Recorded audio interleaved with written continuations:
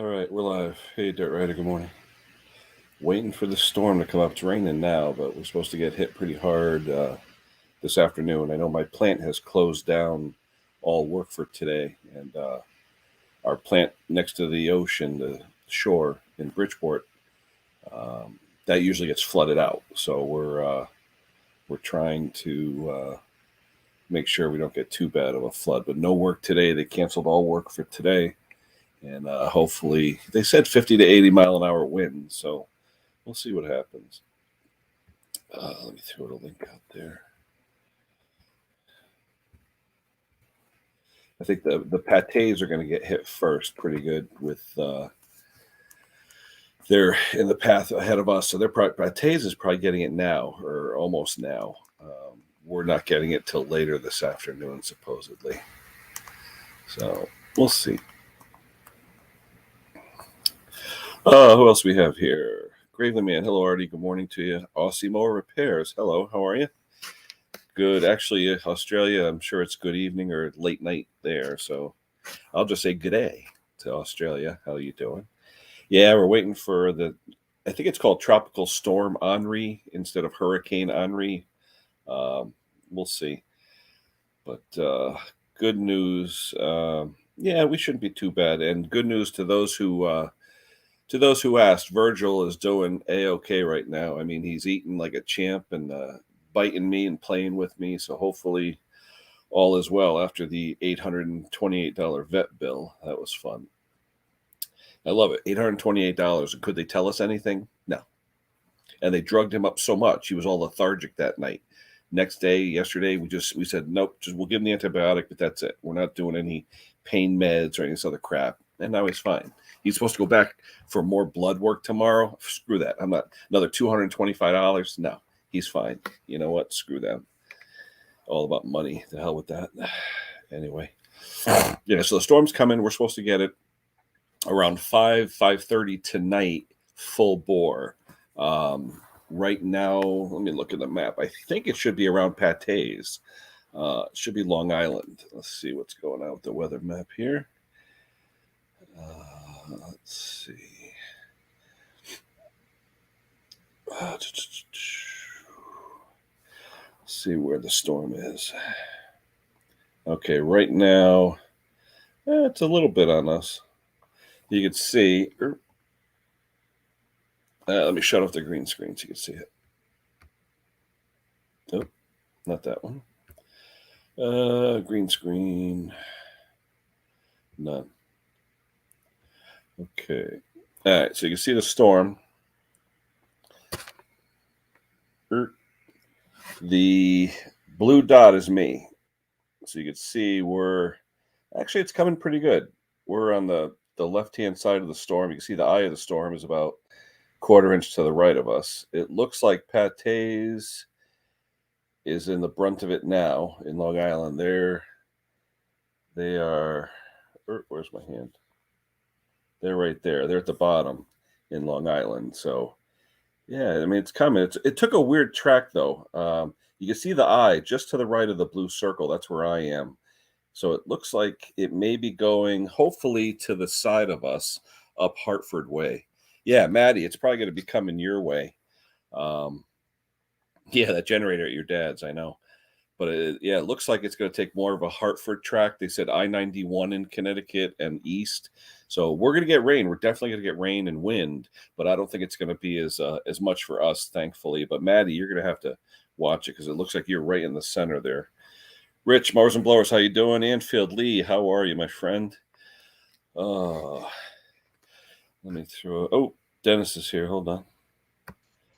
What's up, Den? Morning. You get anything yet? Any rain or anything? Oh yeah, lots of rain. Yeah, lots of rain. But we don't really get too much right now. But it looks like like I said, it's going to head Maddie's way, Hartford, and up like the I-91 and to the right. It looks like. Yeah, we'll probably get a decent amount of wind because we're hitting the backside of it, or the the reverse side of it. So the only good thing I could say is I have no trees anymore in the back, so I don't have to worry about trees coming down. Yeah, I do, and I have a lot of, as you guys know, I have a lot of sheds, so yeah. it makes me a little nervous. Any like weak roofs on the shed? Well, Like any temporary roofs, like tarps or anything like that, or is it like metal, wood? What is it? no, I mean all the sheds are well, two Oh, of you have them are poly sheds, wood. right? Yeah, Oh, they I are have the wood. Okay, all yeah, right, I that's have good. two woods and then three of the Shelter Logic. Yep. How do you like the So Shelter Logic? I was thinking about one of those. I'm pretty happy with it, but I'm in a special condition because all of them are pretty sheltered from Yep. the wind and the sun. Most Okay. guys, the biggest complaint people have is And, the sun breaks them down yeah. Yeah. and you start getting holes in them. Yep. Um, But do you have what the high grade vinyl or whatever they call it? There's like an ultra. There are three different grades I heard of the cover. that I don't know. I have these are all Shelter Logic brand. They're Hmm. all are gray. Hmm. I don't know if they are. I didn't pay a ton of money for them. I paid Hmm. probably like $200 each Oh, that's one something. or What less. are you talking? Like 10 by 12s? What are you talking? I have two 10 by 10s and one 8 by 10. Eight or Oh. 8 by 8. Sorry, 8 by 8. The wood one is 8 by 8. Hmm. But so far, I mean, only my original one. It for some reason it must got pelted a bunch of times with Hmm. like it must get pelted a lot with branches or something because there was like a lot of tiny holes in the roof. And I Yep. remember going in there a couple of years ago and like looking at my tractors. I'm like, why are these wet? Like, why is there like splatters? And then I looked up Hmm. and it was just holes leaking in. So now I I put a tarp on it the last few years. I've just changed that out this year, and it holds up well. But that one also has a zipper issue. But for the most part, I like them. Oh, cool. Because you know they do Yeah, what I need. sure. All right, we Ideally, have I'd Mick love to Hardy have a joined us. barn. Oh yeah. Hello, Mick Hardy. Good afternoon to you. Just a reminder, those that weren't there last week, Steve Small Engine Saloon did a Q&A session. He likes doing the Q&A where it like this is more BS than Q&A. It could be Q&A if someone wants to know something, but basically it's more BS. Steve likes doing just a purely ask technical question and answer type chat. So he's going to put another one on this week at 4 p.m. Eastern time, which is 9 p.m. UK time, which is 1 p.m. Western time. That's what he's on. He's on like West Coast time because he's above Seattle, Puget Sound up that way. So if anyone wants to just I don't know if he's going to have an announcement on his channel or anything. I didn't get a bell or a ring, but it's definitely going to be 4 o'clock Eastern time. I'll be on there. Mick's going to be a moderator. James Hayes, I believe, is going to be a moderator. So hopefully we get a good crowd. And it's mostly for the people who are on like Mick's chats, my chat, and they ask questions if they don't get an answer. This is more for getting these answers. So it should be fun. Yeah, I Colin K, picked up. good morning. Did you see that video I dropped yesterday? Yesterday, like I said, we were all getting ready for the storm and tending to Virgil, so I haven't gotten crap done since Friday. Between the cat and the storm, I haven't even really looked at most of YouTube. So what'd you do? Yeah. No, I went down to Rhode Oh, that's Island. right. Yeah, you said bargain deal or something. Did you get the Yeah. one, the $100 one? No. I got one that was it was more than that, but it was still a steal. It was still a But steal. don't you? I love it though. I can never find what I'm looking for, and then the dentist texts me and says $100 Gravely Oh, that special, one. That one. Yeah. and it's literally a mile from my house. Yeah. Okay. But now I have no space to put anything. So it's like the deals are there and I can't take advantage of it. It's all about Yeah, that one. space. I mean, it's one of those.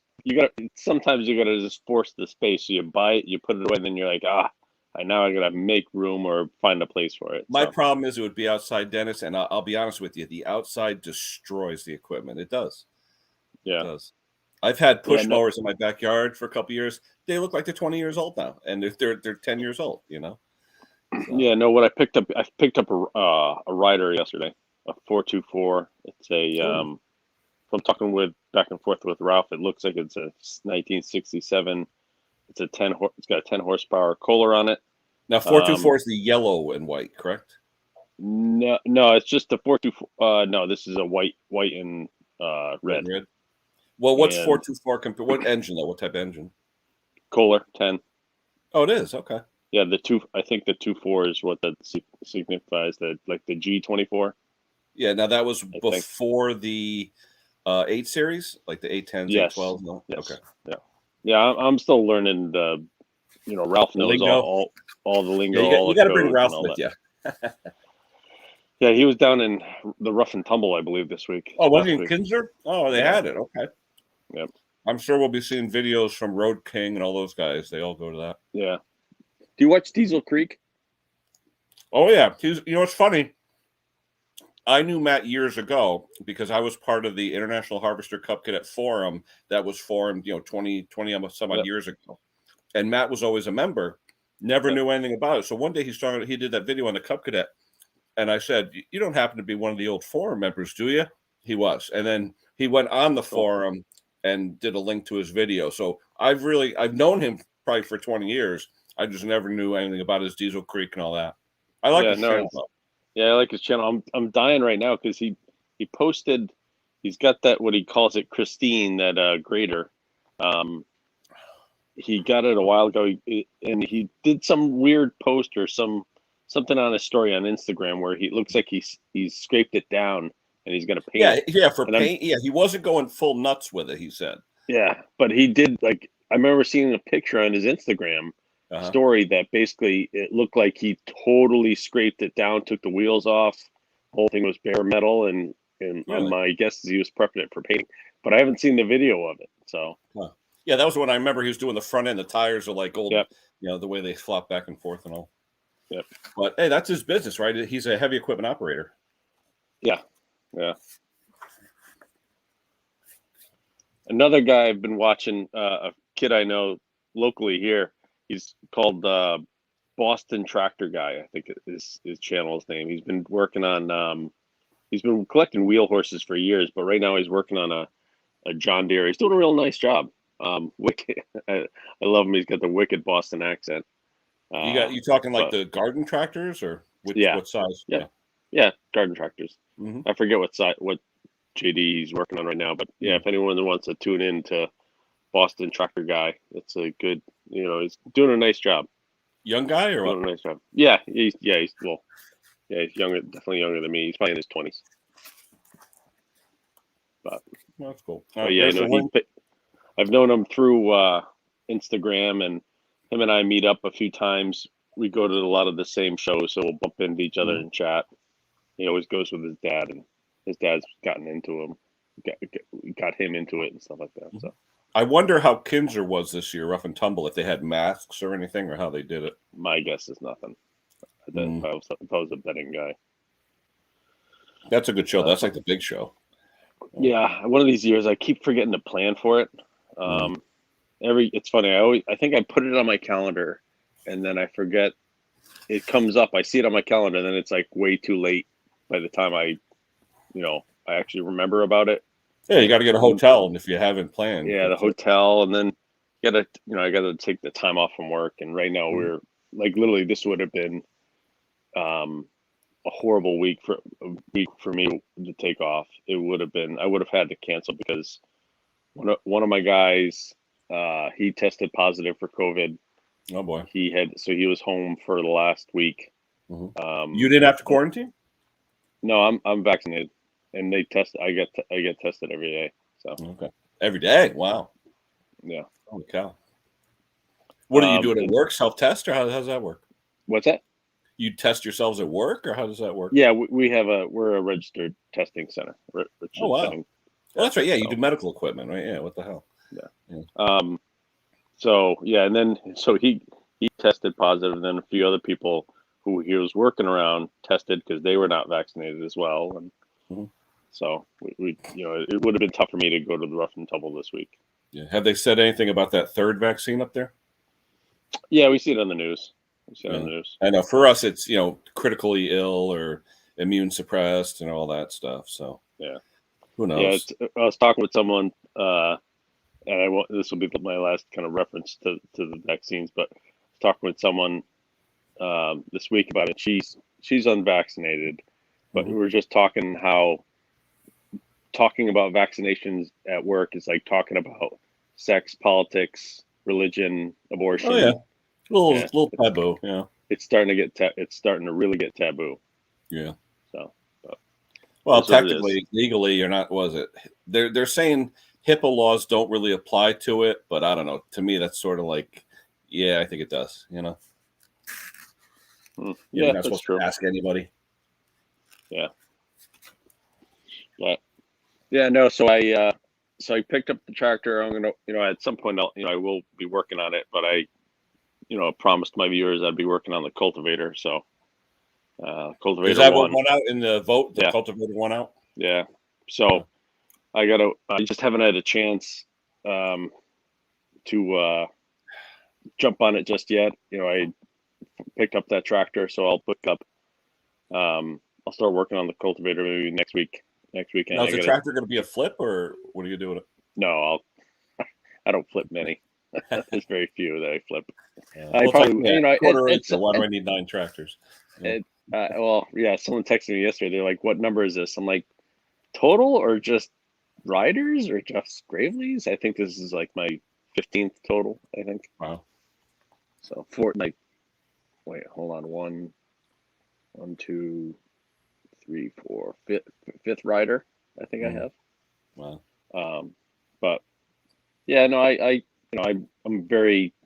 I have my stuff organized and it's all under in the sheds or whatever, so it's organized. So, but I swap them out. But yeah, actually, at one point, I think I'm gonna want to sell my 408, my Gravely 408, which is a rider. It's nice, but it's just a mower. I don't have any other attachments for it, and it's not really something that's heavy duty enough to like plow or tow much. I can, but it's just not as beefy as the other ones. I don't know if you caught Mix yesterday. He was looking at or showing all the Milwaukee products he purchased from Hayes Machinery. Hayes said if he had to buy it outright, it was around 700 British pounds. So it's probably close to 900, almost $1,000 US. And he's doing that for his 10,000 subscriber giveaway, which I think he's about 9,200 right now. But it should be interesting. Yeah, he's giving away a ton of Milwaukee stuff. So that should be fun. That's awesome. The gentleman I bought the tractor from yesterday, he runs, I think it's JM Mowers. It's one of the few companies around that does restoration of lock reel mowers. Oh, what area? Your area? Yeah, full restoration of lock. He was showing me one of the ones he was restoring, and it was a really, really nice job. You've seen those mowers, right? Those lock. Yeah, the old dark green ones. Yeah, there's some guys out of Greenwich, Connecticut, that collect them and have like 30 or 40 of them because they used to be golf course mowing people. Yep. So they have literally probably dozens of these things, and we always used to see them at the Kent show. I haven't seen them, obviously in a few years, but they would bring them, turn them on, and it's weird because you had these like little 3 to 5 horsepower engines with these 1,000-pound reel mowers with 4 to 6 reels on them. This little 4 horsepower engine or something, tick, tick, tick, tick, and it worked, Yeah, no, it was. He showed me. He had a whole collection. He told me, they sell them. He's doing one for some gentleman out of Washington, D.C. area or something like that, or I forget where it was, but he's doing a real nice job. Real nice. He also said he worked in working with Gravely's for like 40 years, so which was cool. Too bad I didn't give you some parts. Yeah, well, like I said, I got the tractor for a really good deal, and he says he'll have some more at some point. He just now is that tractor running?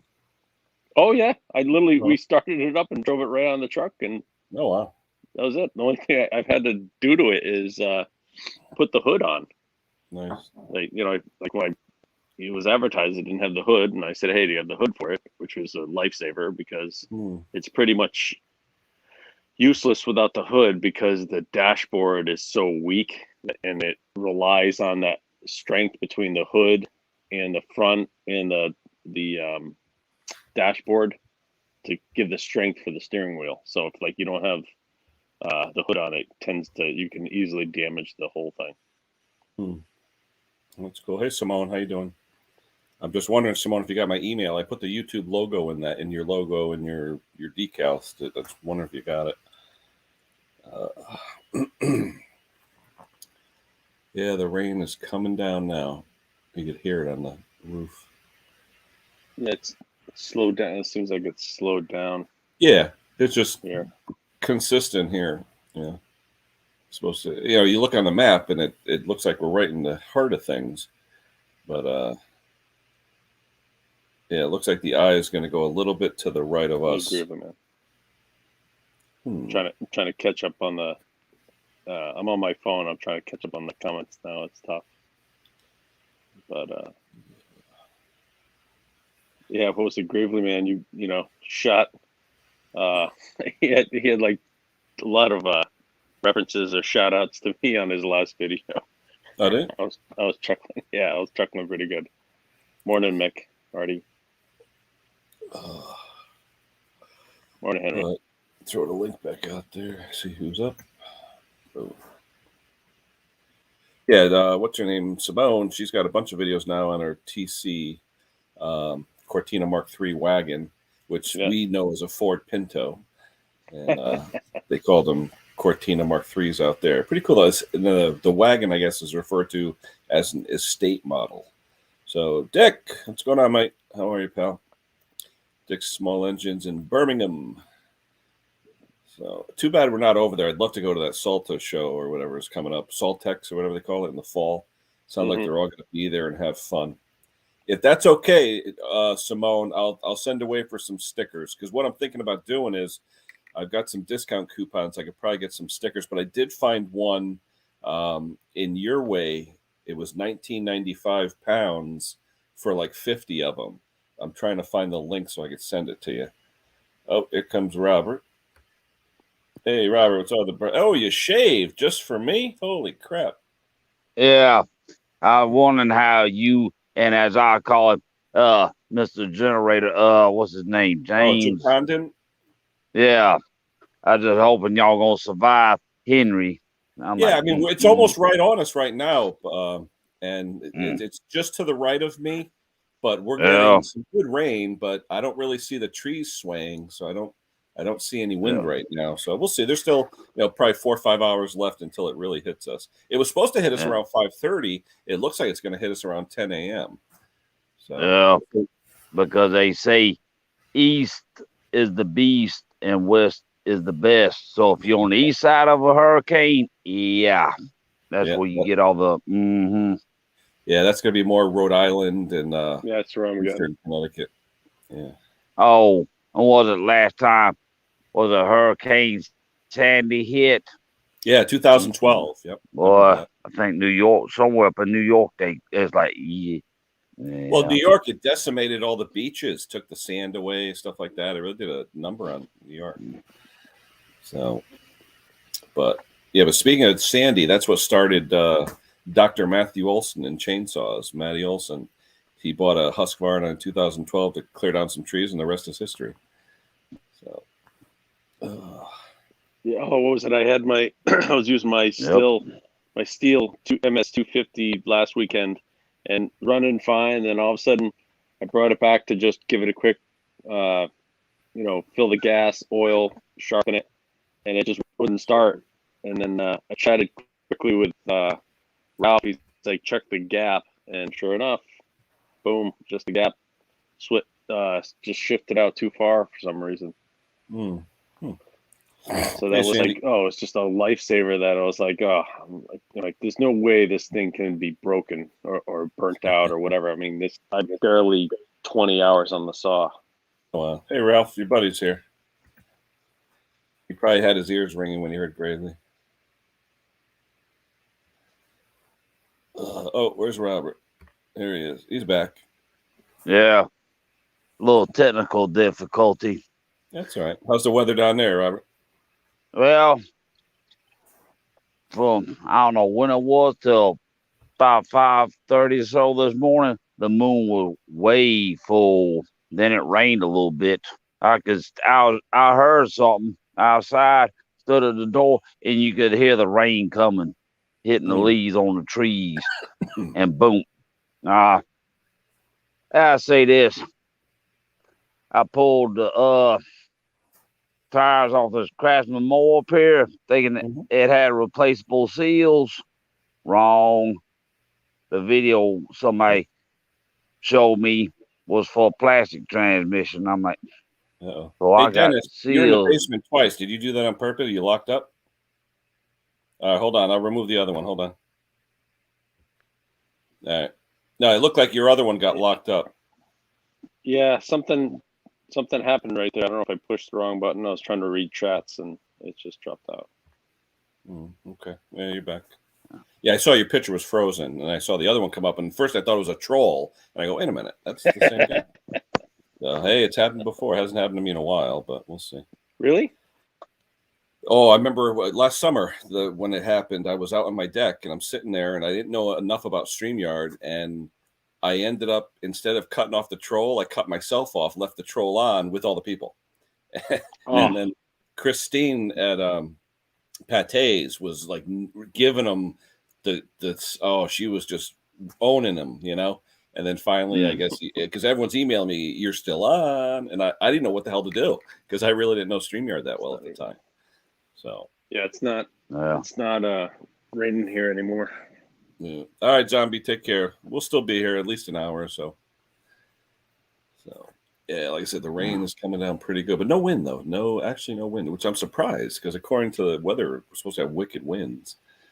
So yeah, because it's very rare for a hurricane to stay out of the Gulf.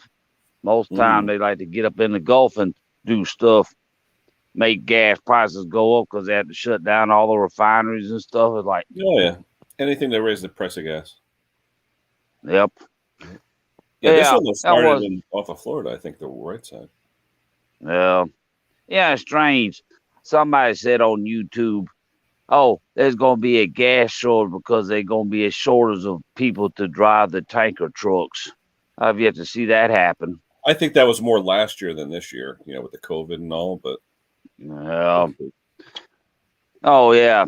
And speaking of shortages, our John Deere dealership in Millersville, every time we ride by, I mean, I'm looking, I'm like, that lot is empty. Even trade-in equipment is gone. I'm like, and the Chevrolet dealership, the Toyota dealership. Well, they said they're going to stop production. They don't want cars hanging out on the lots, they're saying. So forget about the chips, because that's a big issue. But now they're saying they don't want to have, even if they start to make stuff, just sitting there out on the lot. So they're going to halt out. I think they're doing it because they don't have the chips. They don't have enough to make, finish the cars. But yeah, because they were saying something about they taking chips out of the radios and putting them in other parts of the car. I'm like, I'm in Connecticut, Sandy. I'm in southwestern Connecticut, about an hour outside of New York City. Hey, Ken, I'm still on. I'm just doing something for a second. Let me throw the link back out here. I'm surprised Henry's not coming up. Let's see. Still on. All right, Simone, we'll talk to you soon. But yeah, so like I said, between Virgil and all that other stuff, we've been kind of busy the last few days. No tractor work, no engine work, and today with the hurricane, we battened down the hatches and are expecting the worst. And it's funny, I don't know about you guys, but I'm probably one of the only small engine mechanics that doesn't have a running generator. Most small engine guys have one. I don't have. All my neighbors, I have a Generac that needs to be fixed, but it's been sitting in my garage for a year because I just haven't had time. Well, I'll send it to Mr. Generator. Let him fix it. Well, that's what I said. One day I'm just going to show up at Jim's house and say, "Hey, you got a minute? Let's get this thing fixed." I don't think it's a generator issue. It's the one I got from my customer a year or so ago, where it's spitting out the exhaust and the carb at the same time. When you turn it on, it's like so I just haven't had a chance. Good morning. How's everybody doing? Wet, Henry. How about you? Yeah, I don't even have a drop of rain here. It's like, really? Yeah. It's not pouring, but it's consistent, straight down. No wind though. Absolutely no wind. No, it's quiet. It's like, in the Yeah. middle of the eye of the storm or something, Yeah, I mean the eye is right to the east of us, but like I said, I thought there'd be more wind. The trees are solid, straight up and down. There is no swaying or anything. Yep. Yes. Yeah. So you're on the left side. Yep. Oh yeah, yeah. We're probably Yeah. 20 miles to the left. Yeah. Yeah. Well, maybe I'll get what you're getting now in about an hour. Yeah, if it's if it's rain, I don't care about rain. I cleaned out the gutters yesterday, made sure everything was good, all the downspouts and all that. I haven't touched my gutters in ever. I bought the first year I moved into the house. I put leaf guard gutters on it.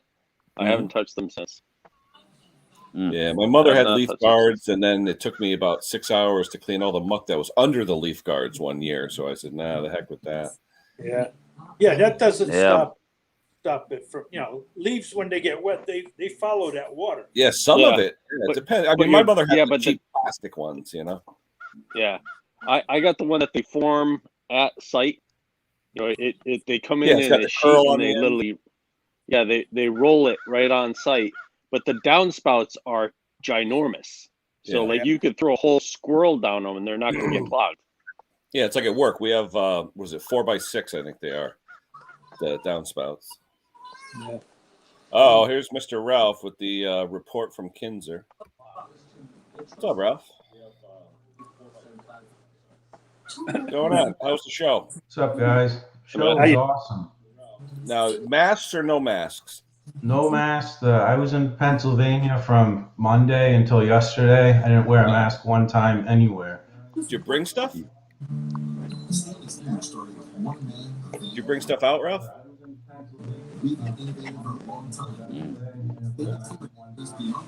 Can you hear us? Ralph, your sound is. Can you hear us?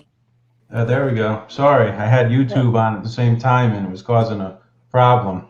Did you bring stuff out, Ralph? I didn't bring anything out, but I scored this nice steel hat down there. There you go. Just in time for the storm, Yeah. So how'd the weather hold out all week? The weather was nice. It was actually really warm. It was like 85 every day. Nice. There was one day when it rained, but it wasn't until about 6 p.m., so it really didn't hamper the show too much. So got pretty lucky, So what, you didn't bring home any machines? Nothing. I was a good boy this year. I was going to say, that's not you. Yeah. There was a guy that had a Kohler K301 engine from Gravely for $30. Wow. Hey, Lee. And, hello, Ken. I didn't buy it. I had permission, but I didn't buy it. No, $30. That's a freebie. That is a freebie. If no one's ever been to Rough and Tumble before, they have a really big flea market. And there's all kinds of stuff there, but the prices were out of control this year. They're probably 4 times higher than what they normally are. Wow. And I went on Wednesday morning when the show opened, and went back on Friday afternoon, and the prices really didn't get too much lower. They maybe dropped them 10%, but there's going to be a lot of guys that took a lot of stuff home, put it that way, Did you see Road King out there and those guys? I didn't run into Road King. I was hoping I did, but I didn't run into him. Huh. Yeah, because I think he did a video from there. Yeah, there's so many people there. It's hard to find anybody, But now, how many times have you gone, Ralph? how many times have I been? I've gone every year since about 2006. That was the first time I went. Back then we had our Gravely Mowing show there. Oh, okay. And that was the first time I ever went, and I've gone back every year since, so I highly recommend it. Oh, yeah. They have everything from oil pulls to little engines, everything. Yeah. Yeah, I got a bunch of footage to throw together, but you're right. Anything, steam traction engines. Last time they had a show 2 years ago, there was over 100 steam tractors there. Wow. I mean, it's some serious stuff, Yeah, Kinzer PA. What's it, about 4 hours for you, Ralph? Yeah, it's about 4 hours, but there's 6-year-old Amish kids driving a steam engine around with flip-flops on. Up here, they won't even let you drive a tractor at a tractor show, let alone a steam tractor with flip-flops by a 6-year-old. Not really any rules that triangle down there. on the back, that orange triangle, right? Well, it's funny. You know how you're getting out that way because you start seeing the buggies with the orange triangles on the back. Yeah. But you get within about a half a mile of the showgrounds, and all you can see is coal smoke coming up through the air. Oh yeah, the smell in the morning when everyone starts firing up. Yeah. Oh, cool. Ralph, how many days do you go usually? I try to go every day if I can. Mostly at night they have tractor pulls and stuff like that. Yeah. So Thursday night they have a farm tractor pull, and it starts at 6 p.m. and goes until dark. Friday night they have what they call steam tractor games. I'm not a big fan of it, but I like watching the steam tractors drive to the track, but I don't like watching the actual games, if that makes sense. Yeah, so it's The fun. family with you the whole time? The family with you the whole time? One day the family goes, and at night usually the men go, and the women don't go. So, so it's fun. Oh, yeah. Nice. So how's the weather up there, Ralph? You get anything yet? It looks like No, getting a little bit of rain, but I think we're getting a little lucky that it's tracking more towards Dennis's and less towards here. Yeah, because you're even west of me, so you're not going to get as much as we. Yeah, I'm pretty much like on the New York-Connecticut border where I am. Yeah, you're up by Jim Condon. He's up that way. Yeah, and what was I going to say? I think we're supposed to get a lot of rain, but not as much wind. So there's no wind here. Like I said, the trees are straight up. I was amazed. I figured that things would be sideways. Yeah. Yeah, well, as I say this after your little post of all your lot of your yard getting took out because your new shop being built, I'm like, yeah, you don't have much to blow over. Now, like I said, I haven't done much back there. It's all the weeds have grown in. It actually looks like ground cover now with the weeds. But once it warms or it cools off, I like the cool weather better. I don't like working in the heat. Yeah. I'd rather be out in the snow than be out in the sun. Yeah, this year, and 1 week from last year's hurricane that took out our power for 8 days. So well, that's what Eversource was saying. They said 5 to 10 day average power outages, and I'm like, what? I was watching the news last night, and they had a typo. They were supposed to say 8 to 12 days, and it said 8 to 21, like they put it backwards. I was like, oh man. Yeah. I was thinking, man, they're really up in the ante up front. Like, oh, you might have no power for 3 weeks, and if you don't have power for 3 hours, they'll look like heroes, I love when you see the politicians go on. That's not acceptable.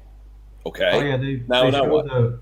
The mayor of New Haven going door to door telling people to evacuate. Like that's the mayor's job. You know what I mean? I'm amazed he got in too.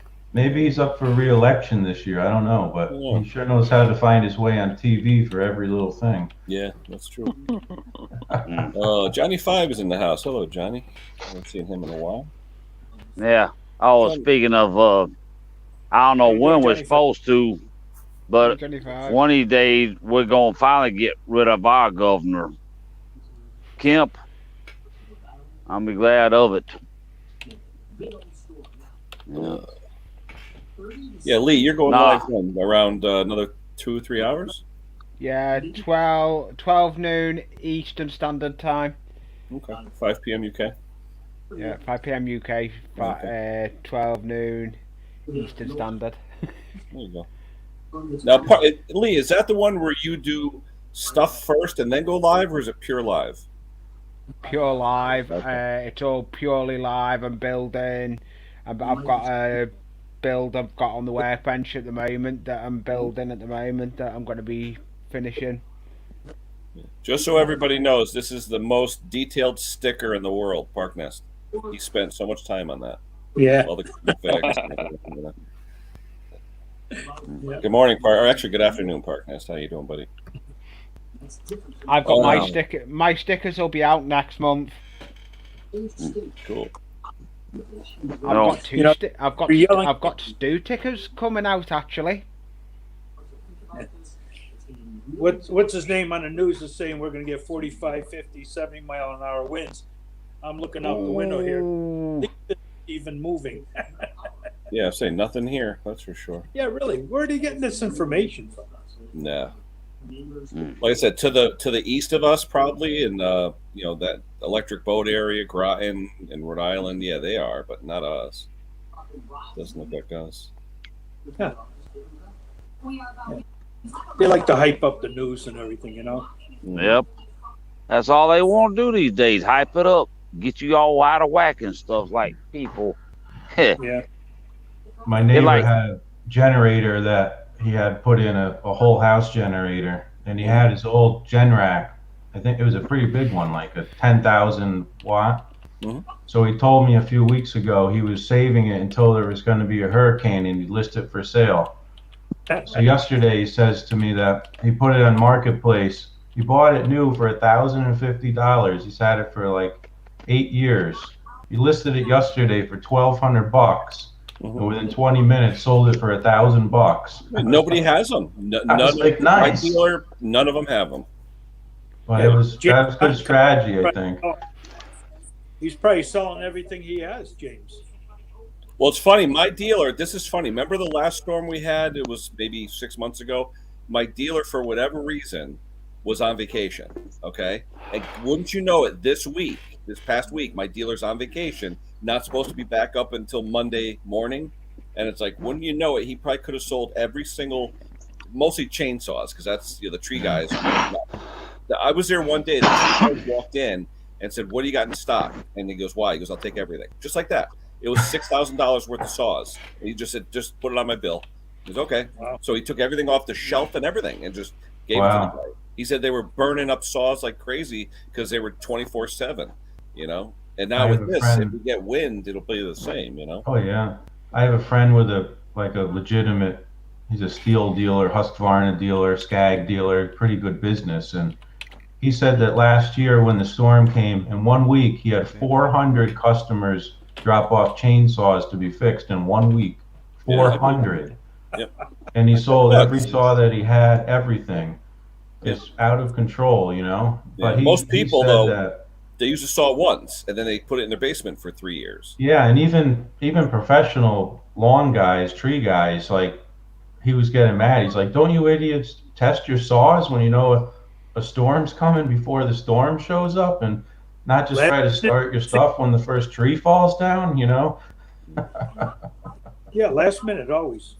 Oh yeah. And those guys, they beat the hell out of those saws too. So I have another friend that's an electrician that does generators, and he said in 1 week he had like 800 calls to install generators. Yeah. And even today, to get a generator from Genrac, there's like a 6-7 month lead time. At least. And he said they built a whole nother factory also on top of that. My dealer's still waiting for last year's orders to show up on Generac back orders. Crazy, huh? Yeah. And it's funny. My dealer does not stock any Generac. It's all on an order basis, and he's got probably 10 or 15 back orders. Yeah. Crazy. But I told him he took the shittiest week to take off, because now this would have been the week you would have sold anything you had in your stock. Oh, and what's that other guy on YouTube that goes around buying old generators? Mike? Darn. Oh yeah. No, yeah. Small engine Mike. Small engine mechanic. But he doesn't buy small ones. Yeah. He buys the Big size ones. of a Buick. Like a 50 kilowatt Cummins. Oh yeah, those things are huge. But he is such a smart guy as far as that. And even Jim Condon, if anyone caught Jim's last video where he bought that frequency converter? I'll be honest with you, I'm a smart guy, but half the stuff he was saying, just whatever. Yeah, I know electricity, but when it comes to electronics and all that, and it's funny because Jim's an IT guy. He's not an electronics guy. He just learned it from, he said, YouTube and just reading up on the stuff. Wow. So I give him a lot of credit because, you'd swear he was the professor of electrical engineering. Yeah, exactly. Because the small engine mechanic, he just did a video. He got this bore scope he was trying out. Somebody sent him because he said he needed one, but he said the prices is just all over the place. So they sent him one. He said, "I'll try it out." So he's had it a while, and I got a call from a mower landscaper the other day. Left me a voicemail, and I love it how I'm not a dealer. I do it as a hobby, all that. But they think you have every part for every possible engine combination in your stock at all times. So they'll give you a call saying, "Hey, can I drop it off? I'm going to be in your neighborhood." And I said, "What's it need?" "Well, it needs a head gasket." "Well, what's it on?" And it was a head gasket on an old, what the heck was it? A Bunton, an old Bunton walk behind. And I go, well, what's the engine? He goes, I don't know. I said, well, he goes, well, let me just drop it off. I said, no. I said, you got the storm coming. My driveway's full. No. I said, if you give me the model number, type code, all stuff, or whatever's on the engine, I'll see if I have it. If I don't, I'll call around and see if they have it. Once I have the part in my hand, then, but I need it today. I got to do some lawns. And I'm like, seriously? With all the head gaskets I have over here, I have no part numbers, so somebody would have to physically bring me the head gasket so I could match it up, Oh, yeah.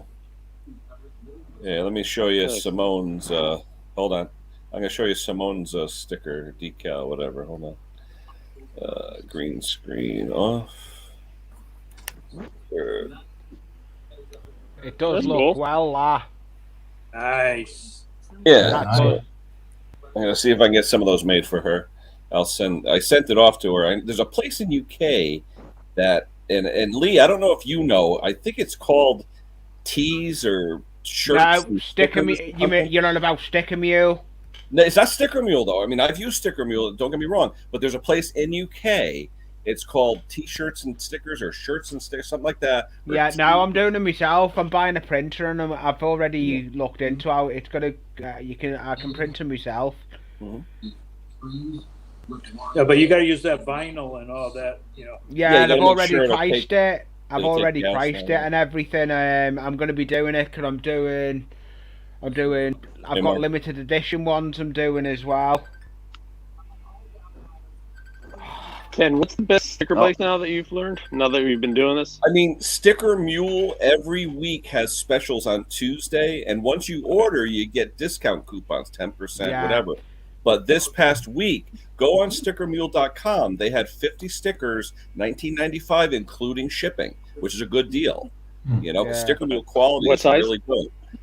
I put the link out. I did a short for the link on Monday, and I don't know if anyone looked at it, but all week long they had that thing where it was $19.95 for 50 stickers shipped, and that's amazing. It's a good price. Or no, I'm sorry, $29.95, not for $29.95. But I had a $10 off coupon because every time you place an order, they give you a coupon, so I could get it for $19.95. So for me, I was going to use it for Simone, but then I found a UK place for £19.99 for 50, and shipping is right there. And I can't find the link.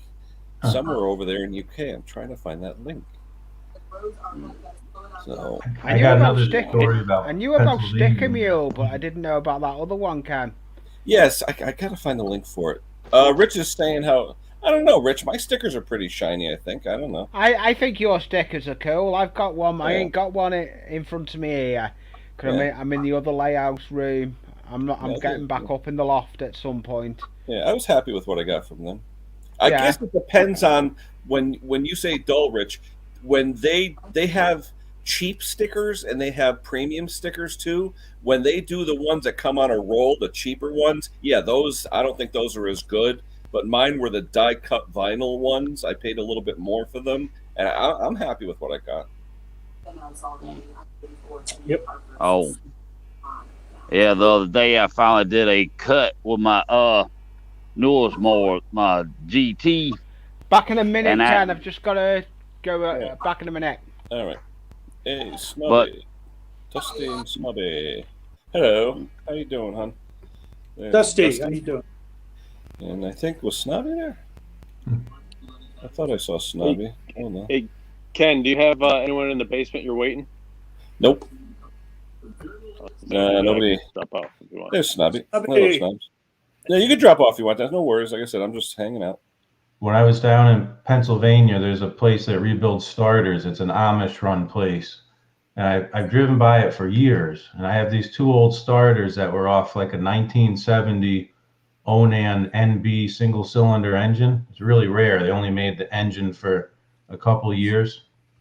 And I dropped them off at the place.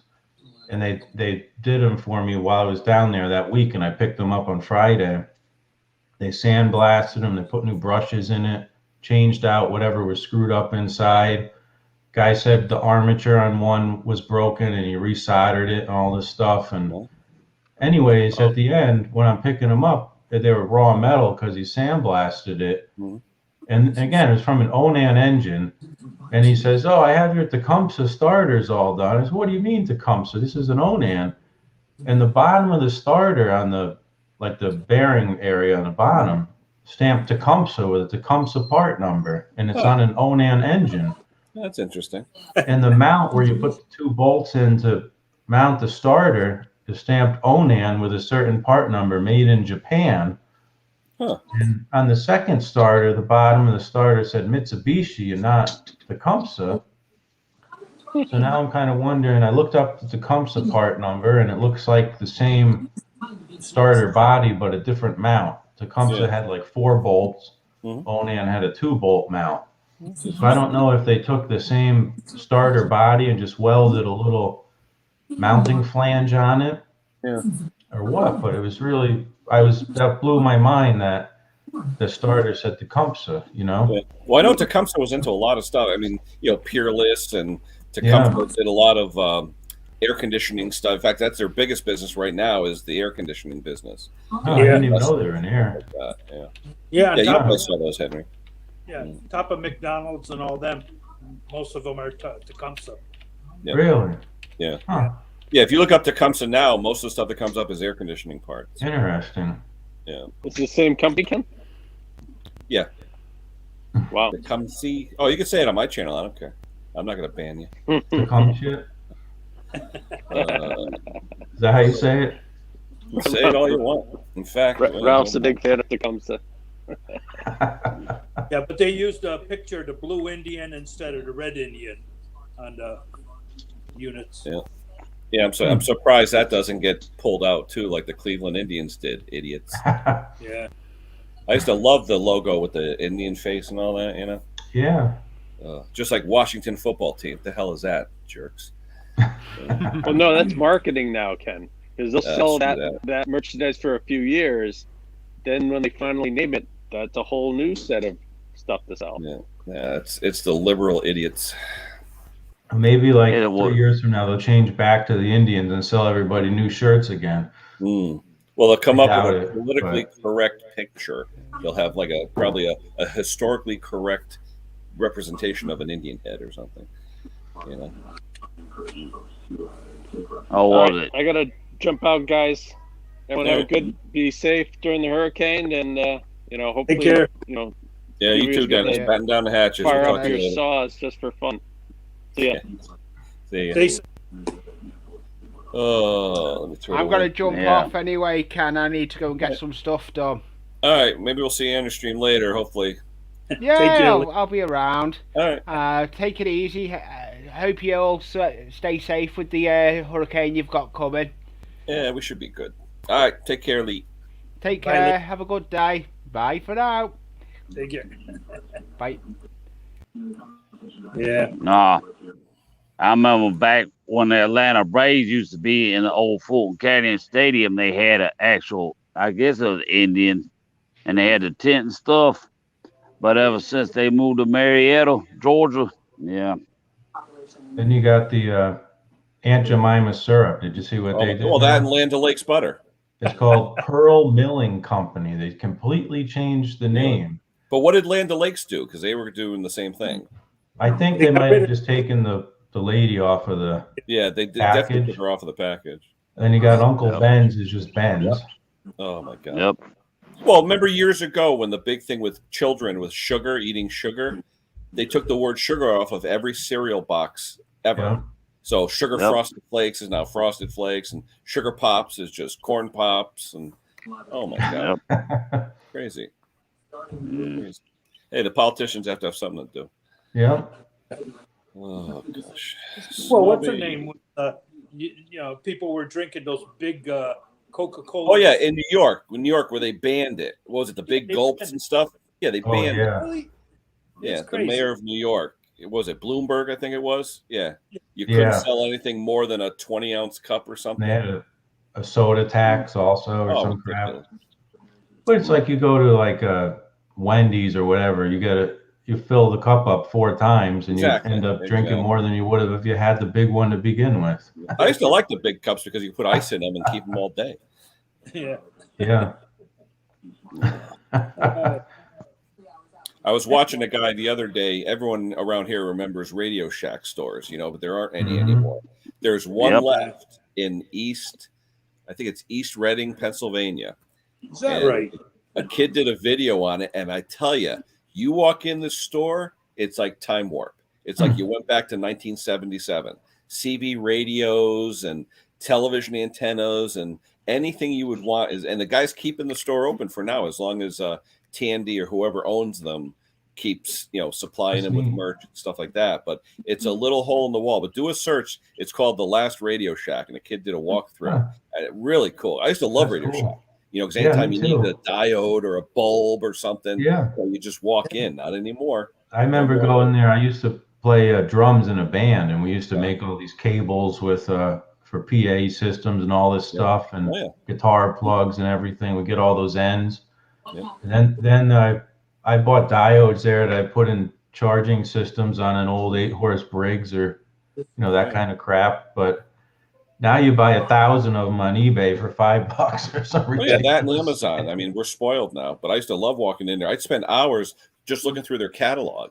Like it's like the old Sears catalogs. You just used to walk and look through. We used to have a place, Henry. I don't know if you remember down here, Lafayette Electronics in Bridgeport. I heard that. Lafayette. Yeah. We used to have Lafayette Plaza, which was a big shopping center down in Bridgeport, and it was called Lafayette Electronics, just like Radio Shack, except just a no-name, owner. But same thing. You'd walk in, and there was a whole aisle: diodes, transistors, and this and that. And we just had a sell computers in the beginning. They had people would come to buy all the computers for reasonable prices and all. Well, my brother got one of the first ones out of there called a TRS-80. He used to call it the Trash 80. Yeah. And he had a cassette drive. Was the hard drive? It was cassette before they came out with this. And that was like 1970, 78, I think, 77, 78. And and I remember, we had a little monochrome monitor and stuff like that. But yeah, Radio Shack used to, it was the first ones to sell little, personal computers like that. But they were, huge as far as what they were and what they did. Oh yeah, it was almost like a tube TV. You know what I mean? Old technology. I think floppy drives. The ones that are actually real Radio Shacks that are left are just cell phone stores now, and that's all they are. Oh, okay.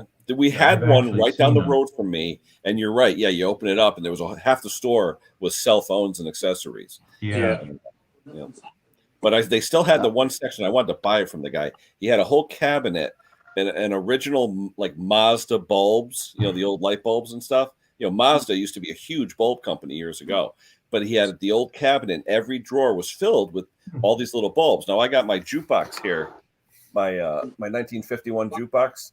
Cool. And that thing takes a lot of, old bulbs and tubes and stuff like that. And I'd go down there and they had everything. But now, where do you go? Now you just go Amazon. Yep. Oh, was it that guy called Archie from Archie's Garage? He had a mower. And there was some stores in Connecticut. It started with a C. I can't think of it right now. They went out of business in 1999. Caldors? Yeah, that's it. Yeah, Caldors and Bradleys and Barkers. Yeah. But that mower had the same color scheme as the MTD yard machines. Oh, the green and yellow? Yeah. Yep. The yellow. Yep. Yeah, he was scrapping. Yeah, he scrapped it out because the engine had a crack in the block. I'm like, J.C. Penney used to have a yellow tractor like that too. Oh yeah. And I still got my Montgomery Ward Powercraft. Rich, is that the name of the company? Vinyl Disorder? I'm going to do a quick look. Hold on. Oh, yeah, it's a company called Vinyl Disorder. Huh. I got to check that out. Made to order decals. Yeah, I remember the old writers from those department stores. If you set back too far, you'd go over and ass over tea kettle. Yeah. Yep. It's just like now, I forgot who bought Simplicity out, but Briggs. It's like Briggs, Briggs Stratton.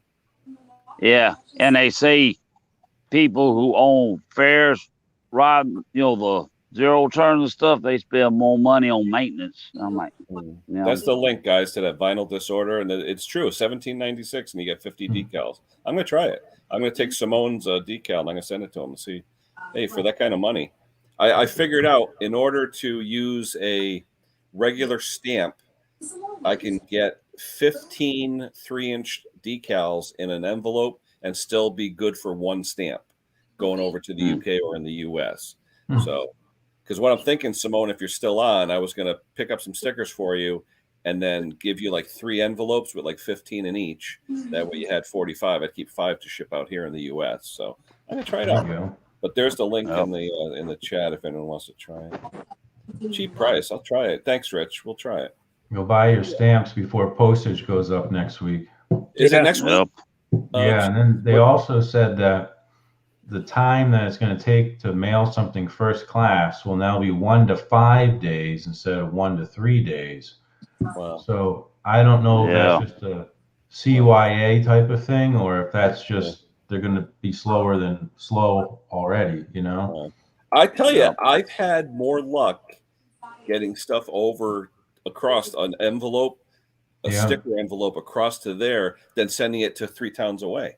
Oh yeah, if I mail something, I mail a lot of stuff through work, and if I mail something 2 towns away, it goes from Connecticut to Massachusetts to New Jersey, back to Connecticut, 3 towns away. Yeah, I can mail something to California in 2 days from where I am, but to go 3 towns away, it takes 3 days. Well, look at FedEx. It has to go to the hub in Memphis. We did a test one time just for the hell of it years ago. I sent a next day FedEx package across the street to my neighbor just for the test. It went to Memphis that night. Yeah. And then he got it the next day, but it went to Memphis. It's just the way their system is. It has to go to Hartford to the airport, down to Memphis, back to Hartford. Back. And I'm like, really? The guy could have just said, and walked across the street. Nope. I guess when I was in college, we did a case study on exactly what you're saying with FedEx, and that was it. It was more efficient for them. The system has to be working in order for the whole thing to work. You put one cog in it, and it'll destroy the whole system. Yeah, it's crazy. You would never think that would be more efficient to send it there than to come back here, but they claim we have a FedEx distribution center now in our town in Trumbull. The old Reed's warehouse on Main Street is now a FedEx distribution center. They did a beautiful job with the building. But the thing is, every FedEx driver I talk to that delivers to, or not FedEx, Amazon. I'm sorry, Amazon. Yeah. Any Amazon driver that I talk to when he delivers something to my house, he's out of Hartford. I said, wait a minute, I have an Amazon just where? He goes, nope. He goes, just because the warehouse is in Trumbull, they could be delivering to Westchester or something. He said, your warehouse for this area where I live is Hartford. So everything you buy comes out of Hartford, drives down there. I'm like, holy crap. But it's the process. It's the way they designed it, you know. I've had things where I bought like a $5 part on Amazon, and it says it's coming FedEx. And one day it said it was coming from Wallingford, which from my house is an hour and a half away. And I'm thinking, you know, for 3 days in a row, it gave me something on the tracking, and I forget exactly what they call it, but it's like an override saying it's not coming, basically. So I call, and they're like, yeah, it should come tomorrow. And I'm thinking, well, the guy with this truck, they're all subcontractors, all these FedEx ground. They're not even real FedEx employees. Nope. The guy's probably like, screw it. I'm not driving an hour and a half to bring this guy this little gasket that's this big. You know, I'm not going to waste my time to do that for one customer up there. I picture it, you know. I know they'll never say it, but it's got to be something like that. My favorite is where it says undeliverable. Yeah. And it's like, wait, undeliverable. The front door's open. We're sitting there. We're waiting for it. Yeah. You see the trucks go by. What's undeliverable? Yeah. I had one last week that, you know what, sometimes it comes UPS and goes to the post office and then comes to you. Well, it didn't tell me that. It said, I forget what it was that I ordered, but I was waiting for it and it was really important to me. And it says it's dropped off by my garage. I'm looking outside for like an hour. I don't see it anywhere. I look all around the house and I'm thinking, well, maybe they put it at my neighbor's house. I asked him. No, we didn't see anything. The next day it shows up by regular mail. So it must have been dropped off at the garage of the post office and not at my garage. I don't know, but like today, Sunday, delivered to USPS. Yeah, Sunday is when they deliver all the packages in my neighborhood. So you'll see the postal service and all the guys that are going up and down all day long delivering stuff. Yeah. Yep. I guess they're not allowed to deliver regular mail on Sunday, but they could deliver packages. Yeah. Speaking to a guy that I knew that worked at the post office, he said that Amazon was like the death of them because they have those little mail trucks and everybody has all these huge boxes. They can't fit in the little mail trucks, so they got to keep going back to the post office and refilling it. Wow.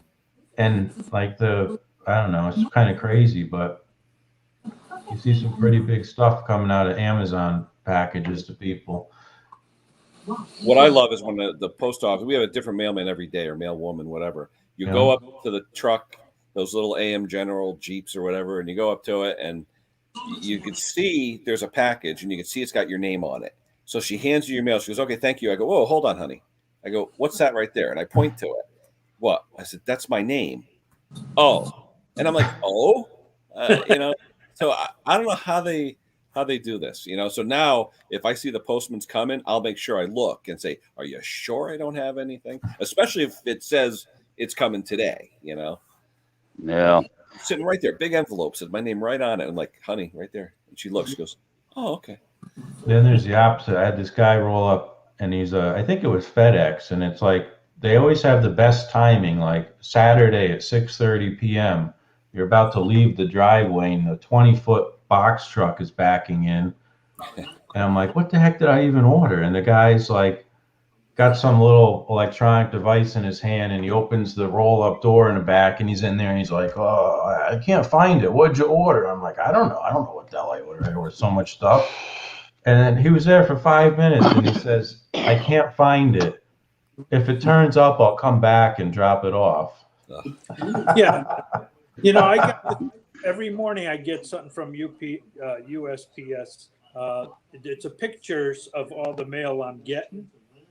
It comes in every morning and on my email, and I know what's coming in the mail every day. Yeah, that's neat. How do you do that, Henry? How do you do that? I don't know. I guess I signed up for it. There's some way you can do it through their website.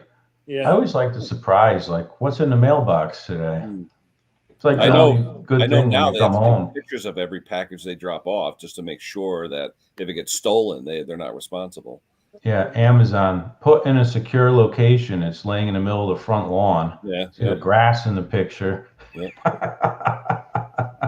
Nah, I'm a lady here. I've been trained. She will pull up in your yard and blow and blow and blow till you either finally get out and go get the package, or she'll have to get out of the truck herself. I'm like, hat,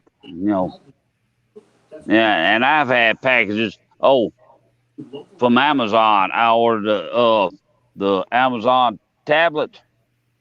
Well, they were playing hostage with it. Well, they finally ended up having to refund my money, but I still got the tablet for free. I'm like, thank you. Man, that was $170-something tablet. I'm like, my thing is the mail lady here, if you're parked anywhere within 10 or 12 feet of the mailbox, she won't stop. Unless she can pull up and only reach like 6 inches to the mailbox door, she ain't dropping anything off. Oh, and I say, mail lady, I've had 2-3 times till we finally had to replace the mailbox. I'd have to raise it up. Finally, I go to Walmart, buy a plastic mailbox. Finally seen it one day. I said, "Does this meet your specifications?" I'm like, Jesus Christ, lady, God darn it! It's probably like a 4 foot or some kind of height requirement. Oh, they got on the box how it's supposed to be by USPS regulations. So many feet high, so many feet off the road and stuff. I'm like, what's up, Kev? Yeah. Yeah. Oh, like I said the other day, Ken, I tried out my GT tractor cutting grass. Well, I don't think it sound like the Isla pulley's acting up. I finally got there and pull the oil around it. But one of these days, they finally got my spindle in. It had to be special ordered. Uh-oh. Normally that spindle was $65. They gonna let me have it for $58.99 without tax. Then I gotta add tax, and down here it's 8 cents on the dollar. Well, hey, Kev. How are you? Yep. How's the weather down there, Kev? You get any rain? It's wet on the ground, but the rains have not started here. It's going to be further east. You guys are going to get it more than we will, I think. Yeah, I mean, the eye of the storm is literally a half inch on the map away from me, but I think it's going to be. They said east of 91. Yeah, yeah. So I think we're just going to catch the western edge of it.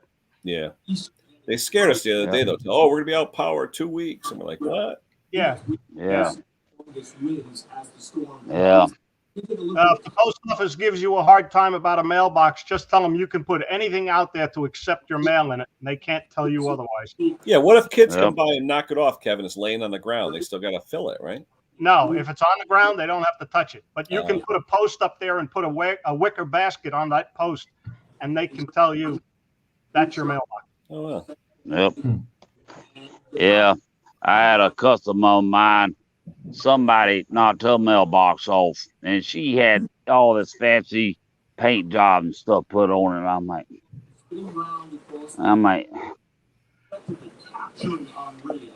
yeah, I love it. And in around neighborhoods, they all have their boxes with the same vinyl lettering on it with the street name, so they all look the same going down the aisle.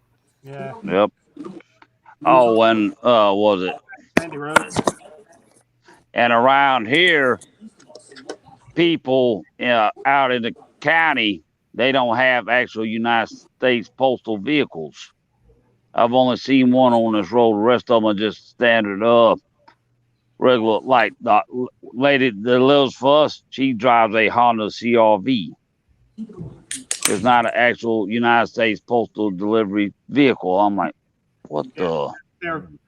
They contract their own vehicle for post office use. Yeah. Uh-oh. Looks like we got a special guest here, fellas. I mean, Mick said yesterday at 8:30 who's on track, but in my case, I can't say that. I've already been on an hour and 11 minutes, but there we go. Here's our good friend, Conker. Hey, Conker. Hi, guys. How we doing? Phil, let me ask, though. You had that shirt on yesterday. Have you even taken it off? Yeah, I turned it around back to front, mate. Get 2 days' worth out of it. There you go. You can double that. Turn it inside out and reverse it each day. Absolutely. Same as a pair of underpants. Exactly same, mate. How you doing? Right. Good. 4 Just days. waiting for this hurricane to hit full bore. Yeah, you guys are going to go through it, aren't you, fairly soon? I'm in it now. I mean, the eye of the storm is literally 25 miles from here, it looks like. But who knows? I mean, now it's starting to, you can see the trees are starting to sway a little bit. Oh, wow. Because on the radar, it's showing an opening that's going to be on me in about 5 minutes. So wow. The trees are moving now. Yeah, my wife and I are going to Brooklyn today to see her father. Oh, wow. Oh, wow. Hi, everybody in comments. Hi, everybody. Good to see you. Hey, Mick, how are you? Just drop it down a minute, mate. I've got delivery. 2 seconds, all right? Hey, yeah, Brooklyn, Kevin, you're going to be in the thick of it, Kevin. Yeah. I got to run. See you guys later. All right, Ralph, take care. Good seeing you. Good luck with the storm. Yeah, you too. Stay healthy. Yeah. Yeah, it's only a nice little bit of rain. You know, it's like a nice spring rain. That's all it is. Yeah, that's what. But now, like I said, the trees weren't doing anything. Now I can see they're starting to give a little sway. Yeah. Yeah. Yeah. The rain's harder. It's definitely harder now. Yeah. Well, all of y'all have a great day. I'll see y'all later. All right, Robert. Take care, my friend. Take care, Rob. All right. It's dead quiet. Not even a breeze. Yeah. I know. And the news is saying 70-mile-an-hour winds and all that. I know. That's crazy. Hey, how you doing, Mick? Hold on, Mick. What's up? They're talking about. Hello, Mick. How you doing? Just trying to wait for this storm to go through. Is it bad? Anybody notice I had to move things around? I don't think it's bad here. I mean, they said 70, 80 miles an hour winds somewhere, but I don't think it's here. Yeah, Not here. Montauk. Montauk. Yeah, I mean, I don't know if you can see out my window. Uh-oh. It's just coming. It's coming down. I mean, it's raining pretty good. Yeah. But nothing. What you get, I expected Phil? a lot more. Why do you think he's here, Phil? Because you're here. How we doing, guys? All right. Delivery. Yeah, doing all right. When I'm taking my mask off while we talk.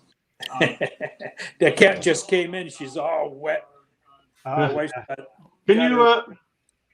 Can you stick your camera so we can see what it looks like outside of this storm? Can we see? Hold on. Here, Conker. I'm gonna take the Ethernet cable out. Hopefully, I don't lose you. So hold on. That's called a drowned cat. Just a cloudy sky. Oh, Kevin's not too bad. That looks like one of our summer days. There you go. Yeah. See, over in America, you have a hurricane come through. Over in the UK, we say I might put a hat on. Yeah. Keep your hair in place. Drizzle. Yeah. That to keep your hair in place. They scared us all for the past week. They were saying, you're gonna get hit, this and that. The gas station lines were phenomenal. People will be. Generators, food, everything. Out of the grocery stores, and here it is, just a little bit of rain. Yeah. Well, there you go. I mean, when I was a youngster, we had weather. All right. Nowadays, it's a storm. Yeah. I mean, it's crazy.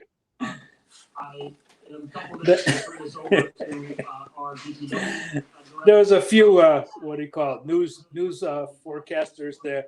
Oh, it's windy and everything, and you see the big fan blowing. Ken's got a twin. I don't think we could cope with two of them.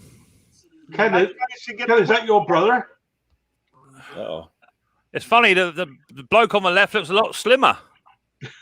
Not a chance. Were you able to see anything? Because the computer, I couldn't see anything. Was that show anything on the outside? Because I don't know. Ken, was that a troll? No, that was me. But what happened was it's still showing up. I don't know. I'm trying to get rid of it. It looked like a bloody troll, didn't it? Yeah. You're right, Henri. How you doing, brother? All pretty right. soon. Pretty soon. Thank you, Pete. I'm gonna check that out.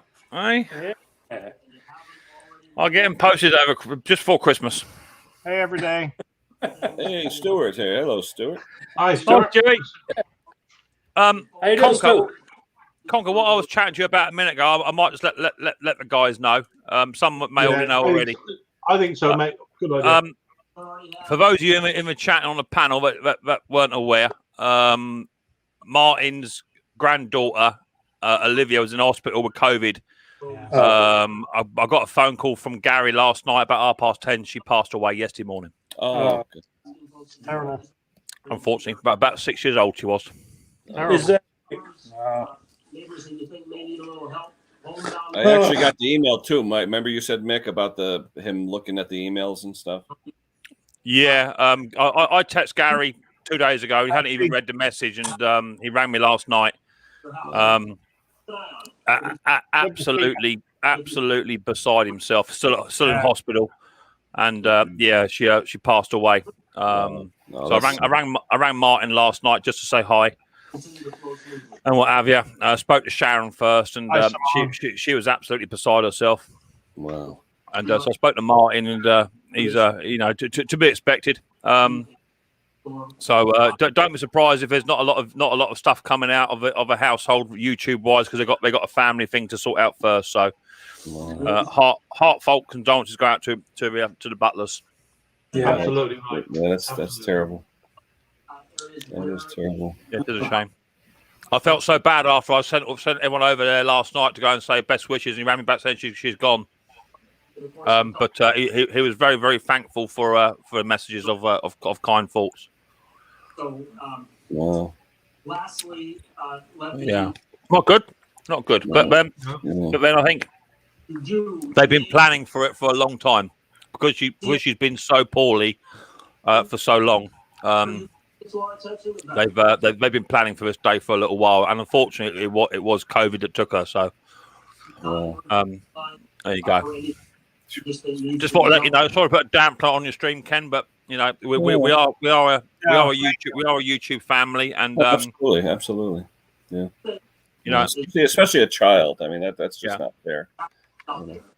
Stay off those roads. Yeah. There's no yourself in position. not good. You never really understand how close you can get to people, even via text messages and on this type of thing. That you do get to know each other's families. Oh yeah, absolutely. Everybody, one hurts. Everybody hurts. That's a fact. No, I was in the hospital Friday doing blood work. I hadn't given blood in about 4 months, and my mother works there, and she was saying, "Be careful," because they had a lot of COVID cases at the hospital. Yeah. And I came home and I was coughing, and everyone's looking at me like, "What the hell?" But like I said, everything's fine. But it's just you never know. You just don't know. I see Dusty's on the side. I'd love to see Dusty again. Oh yeah. Yeah, her and Snobby are both on. Yeah. Oh, great. Oh, good. Yeah, they usually visit. Yeah. Hey, Riley. Yeah. Hey, Riley. How's Riley boy? He ain't too bad. He's just been getting a bit of good news actually. Who's coming down our house tomorrow? Come and see us. Who? Say it louder. Onka's coming down. Wait. Is this the FS38 visit or what? Yeah. No, I'm delivering Cornish pasties to him, guys. Sausage roll. Nana's got to get the sausage rolls ready. Well, Your microphone's off. You're muted, Mick. Your mic's off. Your microphone is off. That's because Riley boy pulled a boom mic. That's what it was. Yeah. Hey, Thomas. Oh. Yeah, so we'll be saying hello to Riley boy, who no doubt will take the mickey out of me as he always does. Yeah. Well, you asked for it. No, that's true. Can't argue. Hey, Snobby, how are you, mate? Snobby's in the chat. Where? Oh yeah, Snobby's there. You'll see. 2 emojis. Daddy! There he is. There's Snobby. Let's see. Daddy? Yeah. I thought you video. Yeah. Daddy? Yeah. I thought you. That's right. That's it. Daddy? There you go. Right, you're sorted now, are you? That's everyday solace. No, that's Christopher. Come on. Come and sit down. Stop taking over Ken's stream. Hey, something's never changed. Entertaining. Mom. Daddy? Hey, Go ahead, Riley. It's your channel now. Hi! How are you? What doing, Daddy? What tower am I watching? Hey? What tower? No, it's not Terrell stream. No, it's Ken's. Just as important, though. Boy. It says Snobby. Snobby says Mick and Riley boy. Good afternoon, guys. That's from Snobby. There you go. Oh, there we go, mate. Well done. Snobby's crack pack. Do you know Dusty? You know Dusty. She's about as tall as you, isn't she? In fact, you're probably you're taller than Dusty now, aren't you? He says hi. Yeah. Dusty started learning how to drive. Riley, look. Riley. Dusty learned to drive. What do you think about that, Riley? Dusty behind the wheel. Yeah. Hi, Riley. You haven't seen them in a while. Riley. Dusty's going to learn to drive. Don't laugh. Not funny. Not funny. He's avoiding you. He's ignoring you, Mick. Dusty going to learn to drive. What's he say? Dusty. What's he? She's doing good. Rolling over, sitting. The granddaughter. Our granddaughter, yeah. Daddy? Yeah. What are you watching? Yeah. Daddy? Mm-hmm. What do? Hey, Christopher. It's a Henri. It's for you to child. It's what? It's a Henri. That's old Henri, yeah. It's Henri. Granddad Henri, yeah. That's Henry, yeah. Princess Water. Dusty says, hiya, sweet Riley. Like, guess what? Dusty's going to learn to drive. Who's that? Yes, mate. There you are. There's Gary. Hi, Gary, mate. Nice to see you. Just a quick note to say, pass by and say thanks to everyone for kind words. You're welcome, Gary boy. Thinking of you, Gary. Thinking of you and the family, mate. Yeah, keep your chin up, son. Gary. You got the family here, Gary. Get you right here. Yeah. I'll tell you something. He ran me last night. It absolutely broke me in bits. Busted me. Yeah. Well, one thing I can't do is see another man upset. And even when we watch this program called Long Lost Families, and when the women are on there, booing, I'm good as gold. But get a man on there, I'm done. Of course, Gary rang me last night. I was finished. Bless him. Yeah. Good on you, Gary. We'll all support you, Gary boy. Just keep talking to us, mate. Absolutely. That's it. Hey, we got Francis here. Hello, Francis. Good morning. Daddy. What's Hey, his name? Ryder. What's his name? Mickey Mama. Is that you? Is your mom coming? Hey. Oh, what's he say? It says, sorry, Project Man. It's Snobby. There's Snobby boy, yeah. What's he get me? What's he say? Snobby's Snobby's looking and being careful because Dusty's going to learn how to drive. Daddy, what's that? Daddy, what's he say? Hi, Yuki. What's he say? What's he say? Oh, missed it. What's he say? It says, I'm sorry, Project Man. We're all here for you, brother. Is he coming in my dream? What's he say? That's it? Johnny says, Riley boy whoop. Luke says, hi, sign language, stylee. What's he say? You can use a sign language. Me. You can sign what's the sign language for Peppa Pig? No, what's the sign? Sign it. Peppa Pig. Sign it. Daddy, wait, hold on. Peppa Pig. What's the sign language for biscuit? No, how do you sign it? Yeah, good boy, biscuit. Daddy. Yeah. Is that cool? Dusty says, shush, Mick. Dusty just told me to shush. Daddy. Guess what? Dusty doesn't drive. Daddy. Daddy. She says, shh, Mick. Daddy. What's Coco say? Hello, Christopher. How are you? Hi. How you doing, Christopher? Does he hi? Hey? What Coco say? No idea. No Coco. Christopher. What's he say? He says, hiya. What's he say? Whose car are you learning to drive in? Dusty's. Nobody's. Laugh out loud. No. Not Snobby's.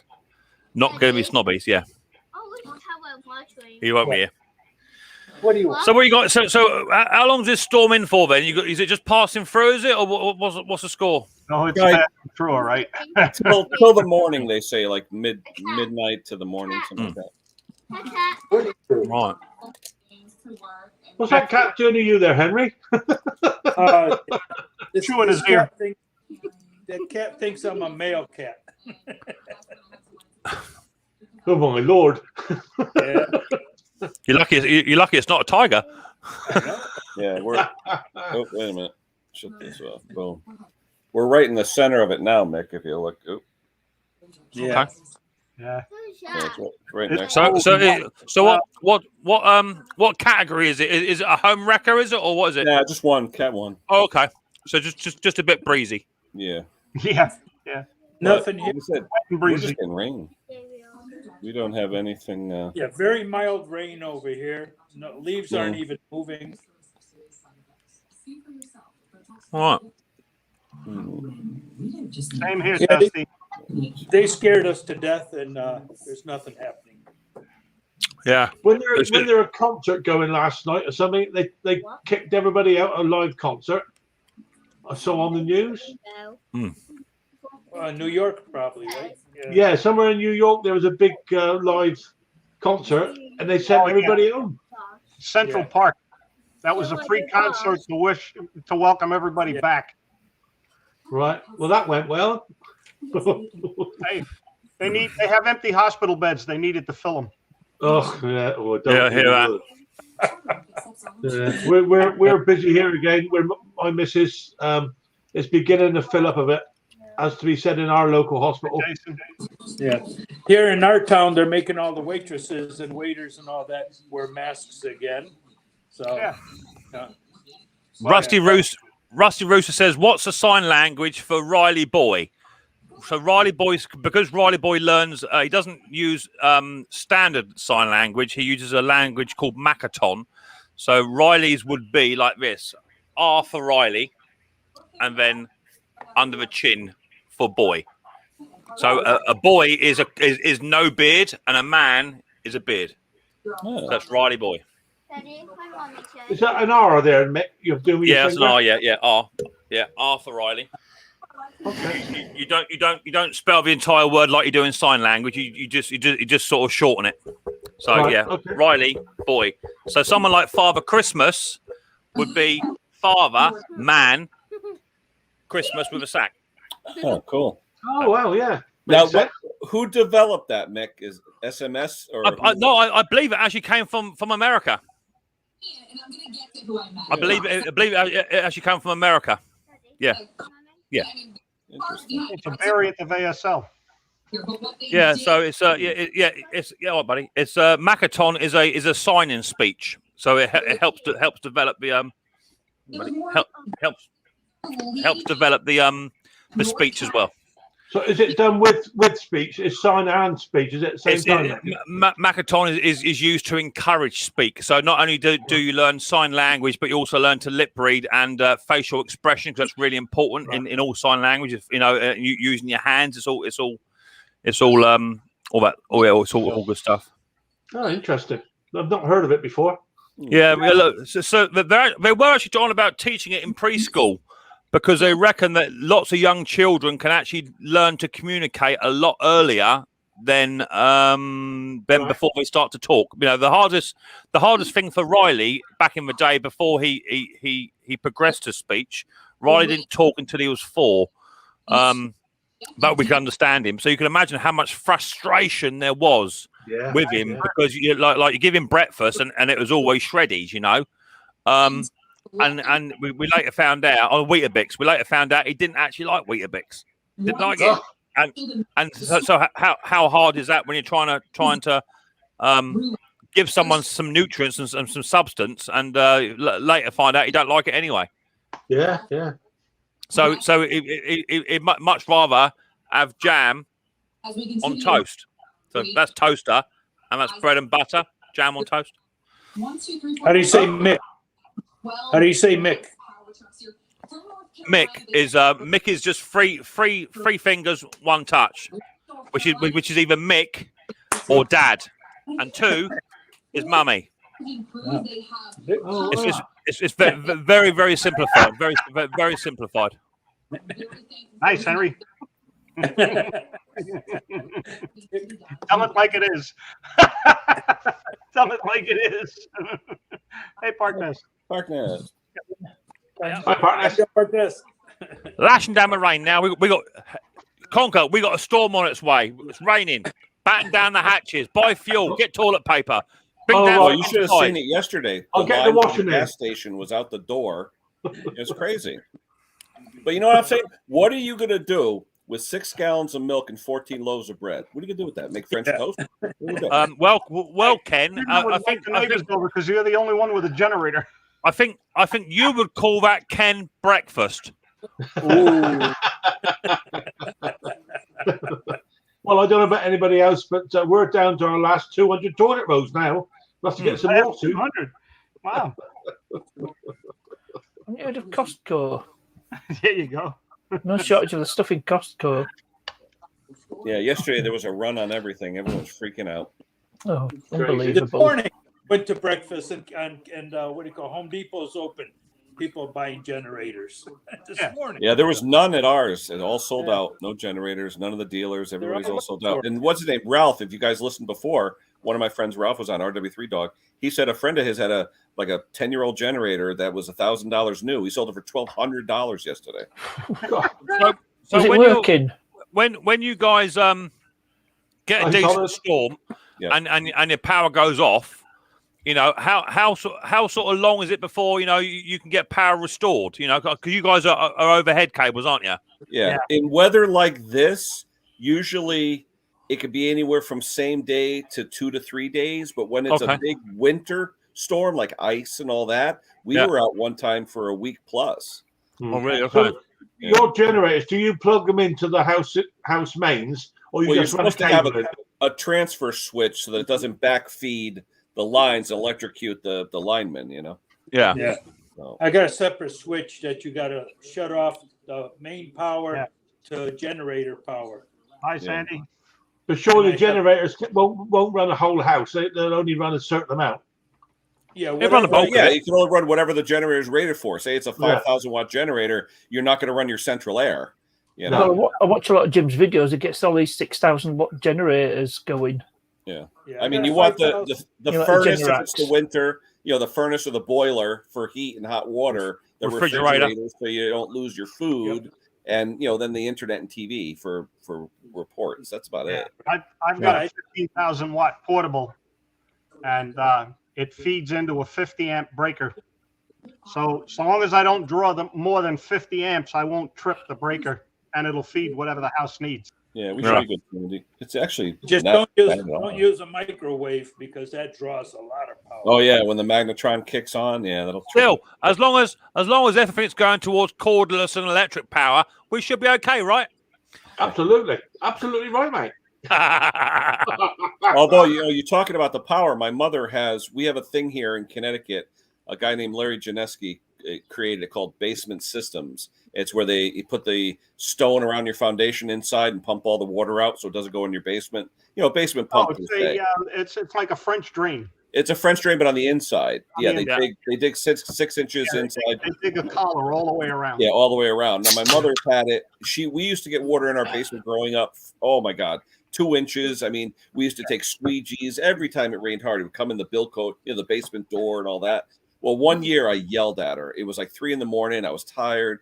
She, you got to help me. Come on over. My father had passed away. It was like, oh, geez. So I go over there, spent the whole night squeegee. I said, you're getting a basement system. Now, it wasn't cheap. It was like $70,000. But you know what? To this day, it's been 15 years. Monsoon rains where all the neighbors are complaining. She's bone dry. And I said to her, best $8,000 you ever spent. Should have done it 20 years earlier. Right, it would have only been 4,000. Yeah, probably. Well, no, the sad thing, the guy who created the company, I was his daughter's softball coach. I didn't even know that. I didn't even know the guy that owned the company. So. But all it is basically, the pump built into the concrete. They cut it in, and then you have a deep cycle battery for backup, 12-volt deep cycle battery with an inverter. And this way, that's good for a week. Basically, it's a sump pump. That's it. But they actually cut into the concrete, and it's a 10-gallon. It runs around the perimeter and then into the sump. Yeah. The only thing is, you're not supposed to put it into the city drains. You're supposed to put it into the woods, or and my mother has a wood, so it doesn't matter. But the people that live, cities and stuff, where are you going to put it? If it's wintertime, wintertime, you're going to create ice all over the place. Yeah. But I bet you he was going crazy this week with installations. Oh yeah. Video. Oh,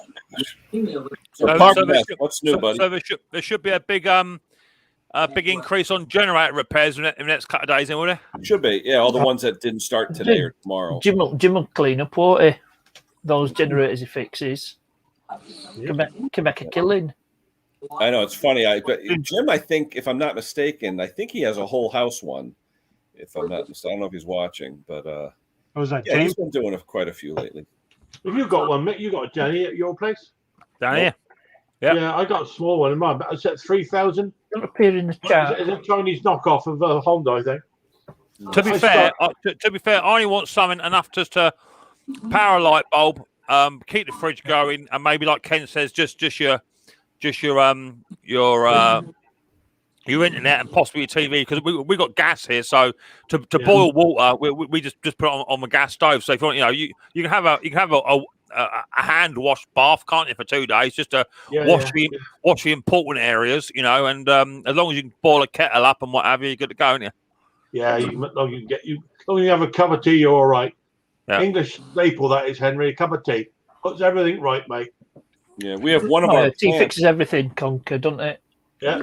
One of our manufacturing plants down in Bridgeport is right on the water, Seaside Park they call it, and it always floods out when we have storms like this. So we powered down all the electric yesterday and removed breakers and stuff like that just to make sure, because we've had as high as 4 or 5 feet of water in the building before. Wow. Yeah, because we're right on Long Island Sound. The ocean's right there. Now really is the time to get serious about it. I can remember when we had the hurricane over here back in '86. 87. Sorry, beg your pardon. 87. Thank you for the correction. The one that Michael Fish failed to predict. you know, some places are out of power for like 5 or 6 days, and people just rally together, just making soup for each other, and just you get through it, don't you? At the end of the day, it's what you always do. But it brings families close together. I can remember playing cards for 2 days with the old man at night time, and playing board games and sitting by candlelight. And when it got really cold, we actually light the candle. Now, do you see how technology has screwed up our lives? I remember because it was you. I did me O levels. It's in 80 great storm. Yeah. Well, the weather forecast did say on that day or day before there is no storm. It's not going to be a problem. Don't worry. Yeah, someone from France rang up, said there's a storm on its way. Just to put you all at ease, there's no storm coming. Next morning, hello. It is coming down like buckets right now. I don't know if you can see it, but that's Park Nest. Pouring. You can't hear. There you are. So come on in and say hello. Hi. Hi, Park Nest. Don't be rude. Hi, Riley. Hey, Riley. I think Park Nest. He's all gun shy. Good morning, Ken. Thank you so much for taking the time to talk to us this Rusty says he's got 5 generators in. Nice. Rusty's going to corner the market. Put all the away. Henry, what are you mixing with your tea? My iced tea? Come my house. Yeah. Daddy. Yeah, I drink that about 5 or 6 of these a day. Yeah. What is it? What is it? Energy? Is it energy drink or something? Oh no. Sorry, good thing he's not diabetic. My God, all the sugar. Yeah, right. It's sugar with a little flavor. It's just a nice tea. Yeah. I've just never got iced tea, quite frankly. Me neither. Don't get it, No. It's going to be hot, steaming. Got to burn on the way down. Yeah, but not on a 100-degree day. Yeah. Yeah. Tea, a hot cup of tea will make you quench your thirst better than anything. Yeah, but see, at least with the iced tea, you can throw it on you and cool yourself off. Yeah. And then the bees will come get you because you're all sticky. There you go. Oh dear. Don't talk about stings and bites round Conker at the moment. No. Well, it is coming down. Holy crap. He hit you on the high side, huh? Yeah, he got me. Bless him. I said, bless. Oh, blow me down, I said. Oh, that hurt. Oh, dear, oh, dear. Or words to that effect. Yeah.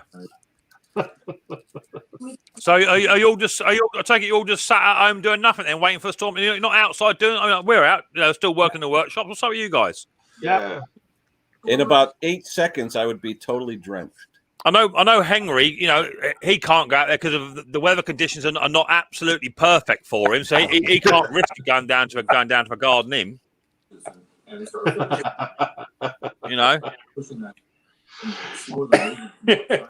the rest of you guys, I thought, all right, Henri, you're a bad bugger. You are, is what you are. Don't start that with me. You're worse than anybody. Right then. I gotta send all this stuff that I got to you, Mick. Bring it over.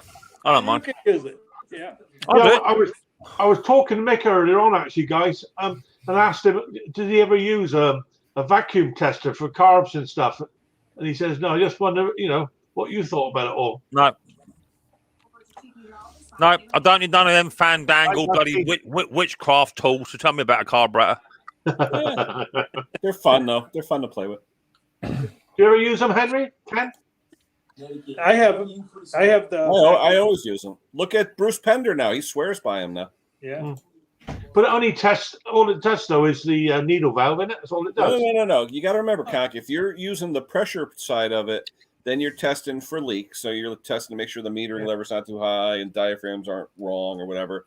But on the vacuum side, if you're working on a 2-stroke, you could check for seal leaks. You can check for intake leaks, for lean conditions. And that's where I think it plays a major role in testing for leaks when you have a chainsaw that's and doing weird stuff, Yeah. Now, you fill up a bottle of gas. Look at that face. Look at that face.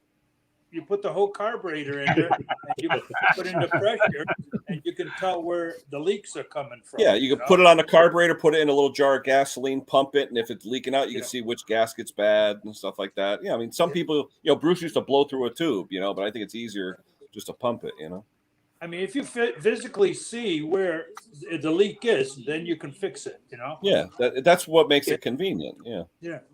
Just light a cigarette, fill your mouth full of smoke, and blow in it. Wherever the smoke comes out, you know where a leak is. There you go. Henry, am I right or am I right? I bet somebody's tried that as well. You are right, but who smokes? Yeah, that's true. Yeah. All right. I'm going to head off to Brooklyn. Stay safe now. Enjoy, Kevin. I was gonna say you can take some pictures of the toppled cars and trees and buildings. If I see anything, I'll take a couple pictures and post them. There you go. All right, we'll see you, Kev. Stay safe. All the best. Yeah. I might get one of them testers. You know, I might get one. I've not.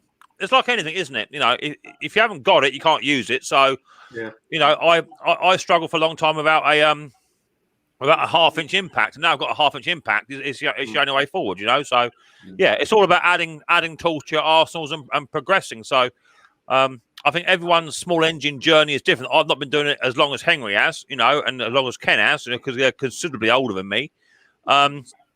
So it's all about you forgot better looking. Yeah, okay, sorry. They're considerably older than me, and I'm better looking. Yeah. You know, you have to make sure, you know, you get these tools bit by bit and stage by stage. So that's what it's all about, isn't it? Yeah, I've just bought. In fact, I think that's the delivery today. One of those 6-in-1 screwdrivers that you recommended, Mick. Yeah. That Henry sent over to you. Well, they're only beneficial to me if you've got a Tilliston carburetor. If you haven't got a Tilliston, then it's just a 6-in-1 tool. Exactly right. And the chances of using that 6-in-1 tool for anything else are quite remote. But if you've got the Atco bound morals, you can't get that jet out any other way. Yeah. Well, it's for the sake, I think, of £4 or £5. He can go in the toolbox. It ain't gonna eat nothing, is it? Let's be honest. No, right, no. With some river and stream flooding. Yeah, instead of carrying 4 screwdrivers, you carry 1, and you got, you know, the availability of taking out big screws or Phillips screws or even a 5/16 you know, threaded screw, you know. Conker sent me some of these. What's that for? Anal experiments? That's for his coronavirus test. Oh, were they pre-soiled? Chicken madras. He reckons they're good for smearing gasket goo around gaskets. Apparently, that's what I use them for. I tend to use my finger. I don't know, I'll use acid brushes sometimes. Those little acid brushes. No, they're part of a pack that they use in operating theatres that my missus, and they very rarely ever use them, so they come find their way here to me. I just sent Mick up something like, you know. Yeah. Good. They're good for clearing out those little tiny places that you can't quite get into. And what's nice is they're a wooden handle. Where the sun doesn't shine. Yeah. Some of these as well. These are quite nice. Was that bits? Oh yeah. I use mine. I've used mine all the time on those stills. T27. Yeah, T20. Well, T27's all in there. Yeah, different sizes. Yeah, hexy bits. Yeah, quite nice. Are those name brand or just generic? No, they're name brand. I've never heard of them. No, I've been using them for the past few days on the stills.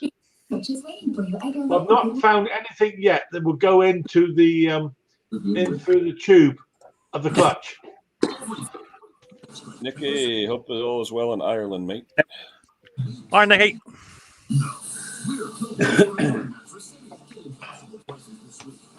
I've never yet found a driver that can get down into that tube on those clutches. Yeah, I've got some. It all depends what they are. You know, some are Torx bits, some are flatheads, some are Phillips. It all depends. Yeah, this was definitely Torx. Like it just wouldn't go in there. Yeah. Someone said you got to grind them down to get them in there, but hey, what's the point? Shouldn't do. I've got a snap-on bit here, which was donated to me years ago by a subscriber who sent me it. That does all the steel bits. It's brilliant. All right. Hey, I'm going to go for 1 second. I want to check the basement, make sure there's no water coming out. I'm going to miss you. I know, only you. Missing you already. Come back with food. Come back with food. No, that was this morning, Mick. The empty plates right here. Yeah, I believe that. That was breakfast. I'll be right back. If you pass it in dishwasher, just stick it in. Who's in charge? Oh, so, Henry, check you out winning a cap last night. Woohoo! Yeah. I did win. Yeah. Now I got a hat, a shirt, and all I'm waiting for is the banana hammock. Be very, very careful what you wish for, old man. I know. I see Brendan at his open live there. Yeah.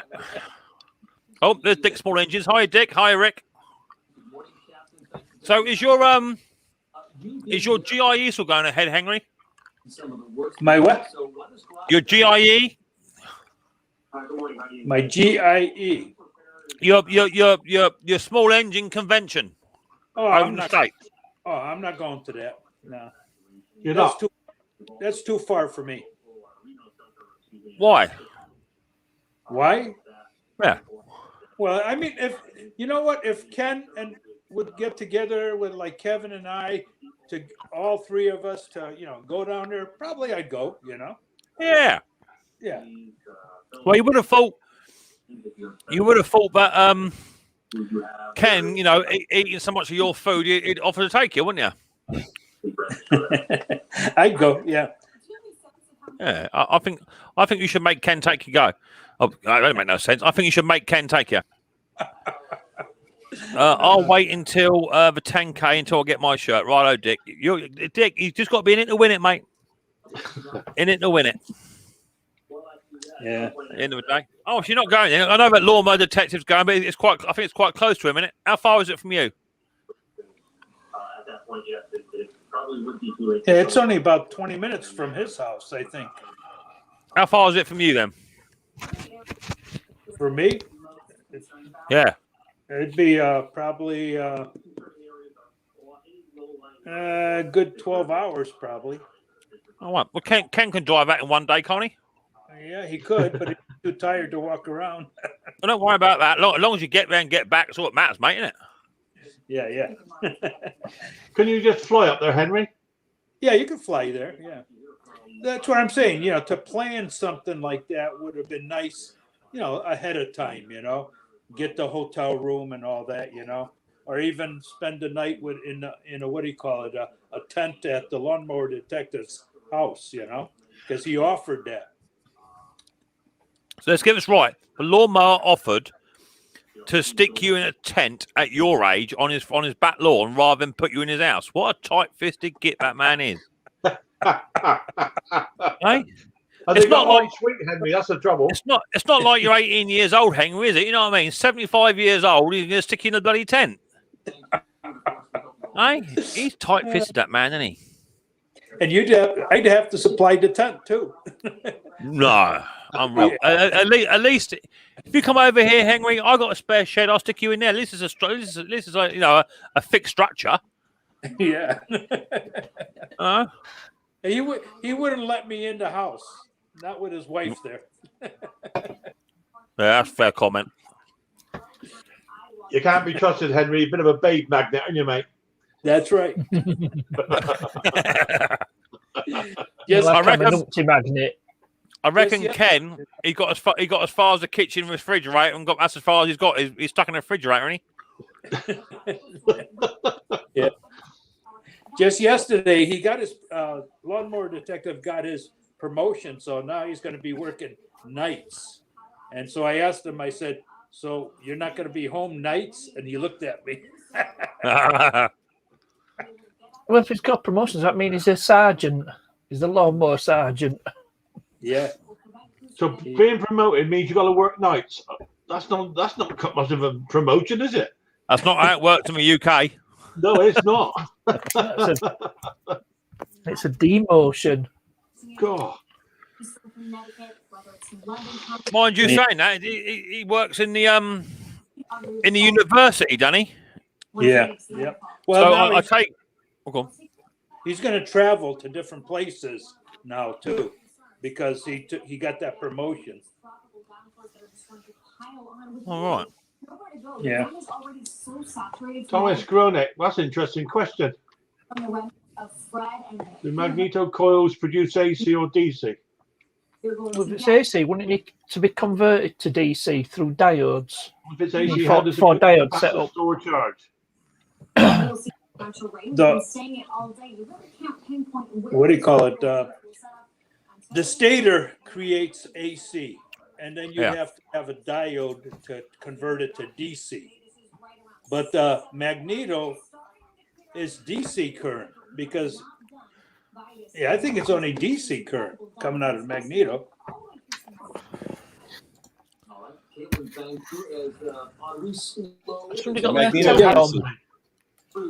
Yeah, because the winding, I don't know how that works, but you're getting a plus and minus with the magnets. Yeah, you're not rectifying anything with a magneto.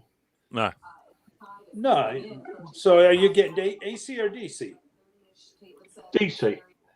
It should be DC, but I'm just wondering the high tension lead though, is that AC technically? Right.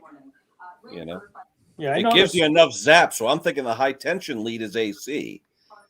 But if you had another magnet on another transformer, another pole, that would probably be, it could be DC. But usually it's, I stand corrected though. Usually it's AC though, coming out of a magnetically charged. I don't know. You disagree, Parker? Yeah.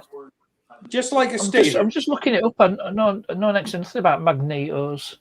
Yeah, output. Yeah, because I'm saying that when you magnify the charge with the coil, the transformer, if you will, you're getting zapped pretty good. And that's usually amperage that, gives you that, you could have 100,000 volts, but there's no amps, and you don't feel anything. Well, Ohm's law, V equals IR. Good question. Good question. Yeah. Tim Palmer. What's up, Tim? Good morning to you, or good afternoon. AC just one pulse. I wish Jim Condon was here. He'd set us straight. Yeah. Yep. I'm sure he'd know. Yeah. I enjoy his generator videos. Well, if AC is half a pulse if it's not rectified. If you rectify it, then it's a full sine wave. That's why they say if you're going to get a generator to use with computers, get an inverter generator. That way you get a nice clean signal. Right. Pure sine wave, yeah. Yeah, full sine wave, not that choppy half wave. To come help us here with this storm. Jason Hughes, hello. Who else we got here? Yeah, nothing. Knock wood. Nothing in the basement, so that's good. So did you get as far as the fridge, then, Ken? Just for you, Mick. Yeah, I knew you would. I knew you would. You just can't help yourself, can you? I was going to get a spot of tea, but I didn't want to waste time. Yeah. So I might just grab one of those on my way past. You're terrible, Ken. Hey, my wife buys this stuff. What am I going to do? I'm going to cut loose, Ken. I got some stuff to do this afternoon. I got myself a new, same as you, Mick, camera to go get put up. Got a camera? What did you get then? Regular camera. Yeah, do a live unboxing, Conker. Hang on, mate. I'll tell you. Oh my lord! It's like an Amazon box. I got a. Your phone's gonna be ringing, Mick. Yeah. Lemons. Yeah. Lemons. IP camera. Oh, security camera. Yeah. Security camera. And it's got a memory card. What size card I got with it? 120. Yeah, it'll be all right. 32 gig. Yeah. 32. I thought it was 120 on there. What was it? 120. Oh, that's speed 120. 32 gig. 32 gig. Yeah. Yeah. Oh, there you go. Who's going to set that up, Con? Is it wireless? Or you got to wire it in. No wireless. And in honor of Henri, after watching Mick's stream, one of those. There you go. You got the same one. There you go, mate. Rosen. So what time is Mick coming up to install that? Yeah. No, I'm going down to his tomorrow, Ken. How's he going to install it from down there? What's Mick got? Same thing, yeah. Oh, yeah, you got the same thing. That's good old Bogner Regis? Yeah. Good bit of kit, that is. Is that the same one as this one, Mick? No, I got an I think mine's called an iGeek. Right. This one here is solar charged. Oh, you are blinking posh, you, aren't you? What'd you do, Henry? What'd you do? Where'd you get that from, Stuart? This? One of the ones around the castle? Yeah. There you go, guys. I'll tell you what, that's pretty weighty. That is, I'm surprised how heavy that is. I wouldn't worry about that, Conker. You've got to fit it yet, mate. Maybe holes drilled in the walls. Oh, my Lord. No, just remember to take the plastic protective sheet off the cover. Can anyone else foresee a video coming in the next 2 or 3 days? Yeah, but from your channel or his? From his. Security camera footage. The clever bit, it mounts. You mount this, you double-sided tape, yeah? Yeah. Was it magnet? Is a magnet. Yeah. Ah. So you could position it any way you want it to look. Yeah. Oh, nice. How much was that, Phil? I think it was £35, I think. Oh, wow. Cheap. Mine was, I think mine was 80 quid. Did you just get the one camera then? Phil, is that solar powered too? It's battery powered. Battery powered. They reckon that a full charge will last for 120 days. Mine is mine's mains powered. Yeah. I didn't want to go to mess around with wires and stuff, Mick, to be honest with you. Then a mate of mine bought 2 of these only last week and put them up. And he was showing me to them. I was impressed on how good they were. Yeah, I have to. With this, this is a Bluetooth or wireless, but I have 2 different signals. Remember, Ken? I got one in the garage. Oh yeah, you got the other one, yeah. Other one in the shed. So I have to match up both of the routers to have one signal, so I can use this. All right, yeah. You also use it. This has got a wall mount as well. Look, it will screw into the bottom. Yeah. So where are you putting that then? This one, it's gone on the eaves at the back of the place. I looked down in the back garden and across to the workshop. All right. For obvious reasons. Yeah. The winds associated with it. Yeah, I'm quite impressed with that. I've got one by my front driveway, but the drive cam. I've got one at the back of the house, and I've got one in the workshop. Right. Yeah. Well, I think I might get another one if we go to the front of the house, but later, sellers. I want this one to get up first, They're very good, because you can set them off for detection or what have you. And I can be at work, I can see all the blokes leaving the house at 3:30 in the morning. Hey, Mick, as long as I leave the money, it don't matter.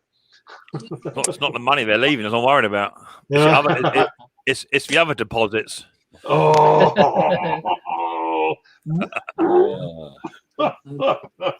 For testing purposes only. Yeah, so there we go. That's actually quite good quality. That money. Is that so? What make is yours then? Rosen. Mine ain't got a make on it. Yeah, but it's got the same sort of pattern, Mick, that I did. I checked on your stream. Right. And have you looked at the yellow pattern? Yeah, it's the same. Yeah, it's the same as yours, mate. So I've got one here somewhere. Hang on, I've got one here. Where is it? Where it be? Hang on, down here. Is it in your custom tool case with the foam? No, it's at my carburetor station, Kenneth. It's on your last video, Mick. That's why I saw it. Yeah, I'm just trying to find my Tillotson here. So this is a Tillotson, as you may or not know. That's a Tillotson. See, Yeah. I bought that off of eBay for about 30 quid. That was second hand, third hand. But yeah, they're very good for just getting that little tiny jet out of there. Otherwise, you never ever in a million years. What was that? 5/16? Eh? 5/16? I don't know. No, 6 mil. Oh. Yeah, look, see, look. That hasn't been out for I don't know how long. There's no way that's never been out. Look, oh. Never ever been out. That ain't. See, that's worth having that tool for the sake of a $5 or whatever it was. That's worth having. It didn't cost me nothing. Henry bought it for me. It's how I get the multitude of my tools. I don't know whether you know, but I've actually got an Amazon wish list. I don't even know if you know about that. Nick, what's all that red in the back? Oh, you mean this? Is that the James Hayes sponsored giveaway? It's not sponsored by James Hayes. I bought it from James Hayes. Yeah, but he contributed a heck of a discount. I still purchased it with my own money. So what do you reckon, Nick? Christmas time, maybe? I don't know. Now, how many quid are we talking? There's, I reckon. Well, the socket set alone, that's 95 nicker. The screwdriver set is 30 nicker. Quids. Right? You got quids, you got nickers, you got everything else. The same thing. A quid's a nicker. Knickers are short. Torque spit is 20 nicker. How much is that one? I thought he was saying something else, Henry. Oh my gosh. Ooh, that one comes with a little posh case and all. Look, that's nice. No price on that one. I'm guessing 15 nicker. That one there. We're not down south, huh, Henry? Yeah, I know. I think that's about 25 nicker. Yeah, gotta be. Impact socket set, 18 nicker. He doesn't realize, Henry. What? If you were in the deep south talking like that, you'd be arrested. Why? It's nicker. Inside joke for the U.S. constituents. It's nicker. Nicker. Yeah. Nicker. What do you think? What do you think I said then? Nothing. Do you think I said the racial word? No. Quid. Nicker. As in knickers. Where does quid come from, though? Where's the word quid come from? What is a quid? Yeah.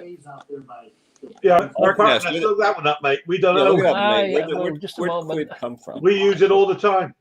Yeah, I mean, everything's the same. Nicker, quid, and it's British pound. Why is it L? What is that? Oh, there's a name for that. That sign. Is that an L or is it the Q? It's from the Latin, apparently. Yeah, come on, you don't speak Latin.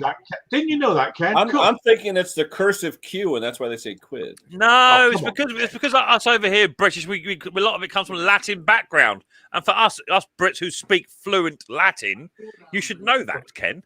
Caveat emptor, my friend. No, don't give me away. That's not proper Latin. I used to go to a Sunday mass, and the preacher used to say, "Jock stratum, two titus, squeeze the scrotus, make us eyes waterum." We had Latin mass every Sunday morning at 8:30 was Latin mass, and it was everybody over 70.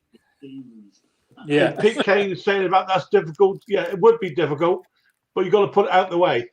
You don't stick it on the wall It's going up high up on the eaves. That's where it's going. It means I got to get up on the ladder, Mick. Watch out for the next one. I know that one. This for that. I know that one. You got night vision on that too? That's the expression from where it's derived. Yeah, because quid pro quo is this for that. Yeah. Yeah. Exchange of money for goods and services. Yeah. Oh, okay. Quid pro. I beg your pardon, partners. How do you know a lot about that sort of stuff? He's the encyclopedia, the YouTube encyclopedia. I reckon he's been giving lots of services out. Have you, partners, been giving services out? Didn't you ever hear of Park Nestopedia? Services are rendered. Services rendered. Oh my lord. What are you drinking, Parkness? Is that a soft drink? I am brewed made in Scotland from goodness. There you go. Wait, Thomas. Phil, you got night vision? Shut the faucet off, Thomas, will you? Big pardon? You got night vision with yours? Yeah. That's good. Around here, everybody watches like the foxes and the bears coming in their backyards. Yeah. Already. I've just set mine up. I can control the angle of mine, so I can set mine up to the woman across the road in her bedroom, put it on full zoom. No. I've seen your videos, Mick. You're watching Nan on the clothesline. I know. To be fair, my neighbour across the road, she is 78, so there's not much to see. But Henry, you're a bad bugger. Henry, oh dear Lord! Have you noticed you buy stuff now? It's almost impossible to get inside it. Yeah, it's to stop people stealing it. Good grief! I found it. And not only that, Conker, not only do they make it impossible to get in it, but you also need to buy a plaster afterwards. You normally cut yourself to shreds trying to get in it. Hey, look what Peter Kane said, though. He's right there, I'm no better off. Still can't get into it. An Amazon link that camera that Conker's bought. Yeah, then you're going to watch the guy steal it, put it in his car, and you go see where he lives. Oh, no, it's too long. It's link. Right here. I just had a wind gust of 56 miles per hour just south of Guam. So we're starting. Well, I can't see how to get in there. Well, I mean, to be fair, Conker, that's your first hurdle. You can't even get in the packaging. How the hell are you going to get it all set up? Why, you saw something in the box you can't get out? What's he trying to do? Get the screwdriver out of the shrink wrap? Conker, the back of it has a seal, a weather seal, and it goes up in there. Yeah, I got it, mate. Yeah, I got it. The card in? Yeah. Just read the instructions, Conker. Yeah, I'm sure they're in 6 different languages. Oh, do you mean this thing? SpaceX drone ships. Yeah, the first thing they throw out, Conker, that little white sheet. I got it. I got instructions. How many languages? Everything but English. 12. That'll be in... It's in Latin. No, you know what you do, Conker? You look at the symbol on the back. You just shine your phone on that symbol. It'll come up on your phone. Yeah, you'd be all right. Just look at the pictures. Do what? What, on the back there? Just look at the pictures. You'll be all right. What do I do with that? You shine your camera at that in camera mode, and it'll come up with all the instructions and all that. Really? Yep. No, that's a QR code. You need a QR code reader app installed on your phone. Yeah, but most iPhones, if you have an iPhone, it's built in. You're gonna have to download the app that supports that camera anyway before you do anything. And that'll have a QR code built inside the app anyway to set it up. All right. That's when he comes down to your place.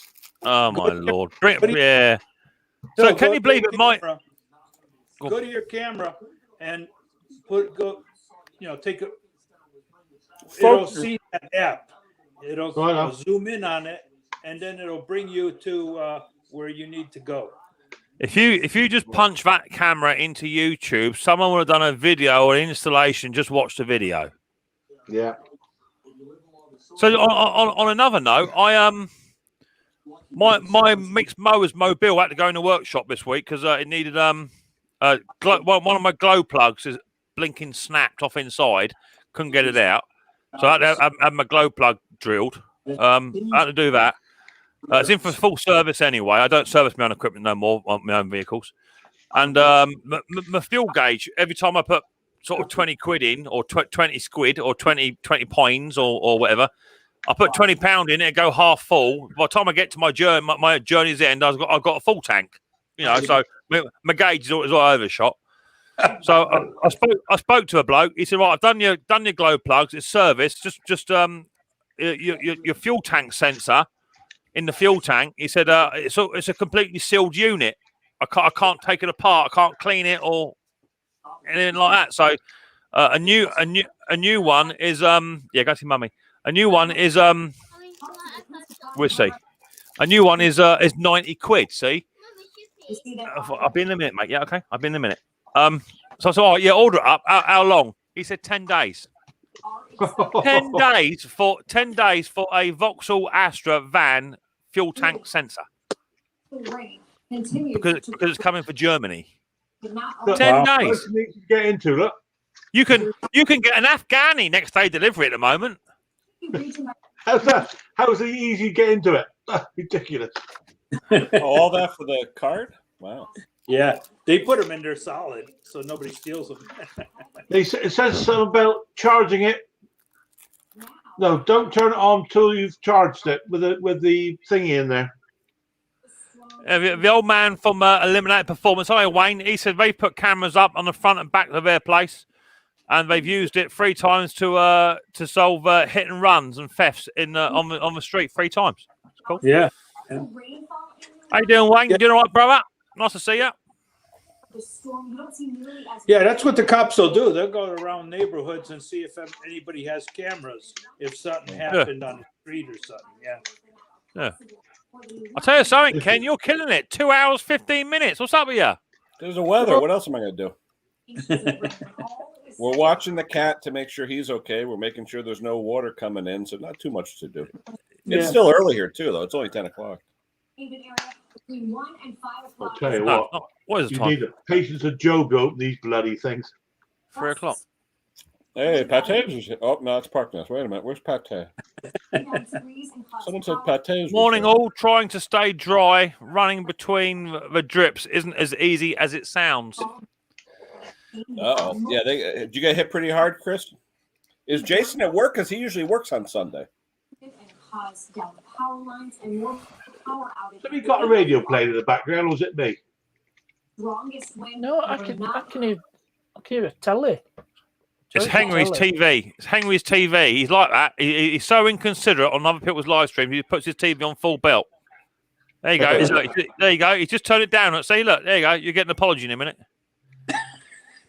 Told you. You're a bad bugger, you're Henry. Henry, you're a bad bugger. I didn't know that you guys could hear that. Oh, you're watching TV on the side? I'll let you into a little clue. If you can hear it, we can hear it. No, I was watching the movie, you know. Oh, was it?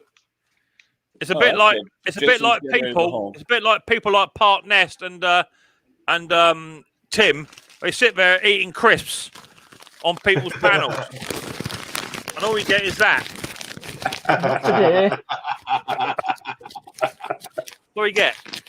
I didn't do it on yours last night. You wouldn't. I'll drop it down. Did it on mine? Boneyard, just rain. Boneyard, no real wind or anything. So we're to the west of the storm. It looks like we're in the lull now. We're in the eye where it's nothing. So waiting for it to come back. I still haven't gotten to this bloody thing, you know. Well, get a pair of scissors, you donut. That's what I'm doing. Are we going to go through the whole install today? I mean, I got time, Conk. I don't care. I think we've all got the time, Ken. But I don't think I've got the patience. Oh, just drop the bloody. Where's that gone? Oh shit! Where's that gone? There you go. Language, Timothy. Pate just sold one, $1,200. All right. I've lost my thing. That's the one he was going to keep, huh? Yeah, I think so. Electric start too. Yeah. So Jim's fixed a fair few of them. Have you lost it, Conker? Might have. You won't be setting that up today, then, brother. That's the exact same one I have, the 7500E. I have the exact same one. Yeah, it's a biggie.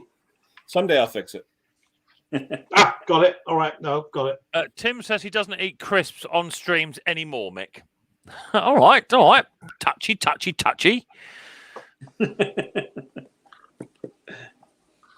Does that just slot into there then, Henry? Yes, just push it in.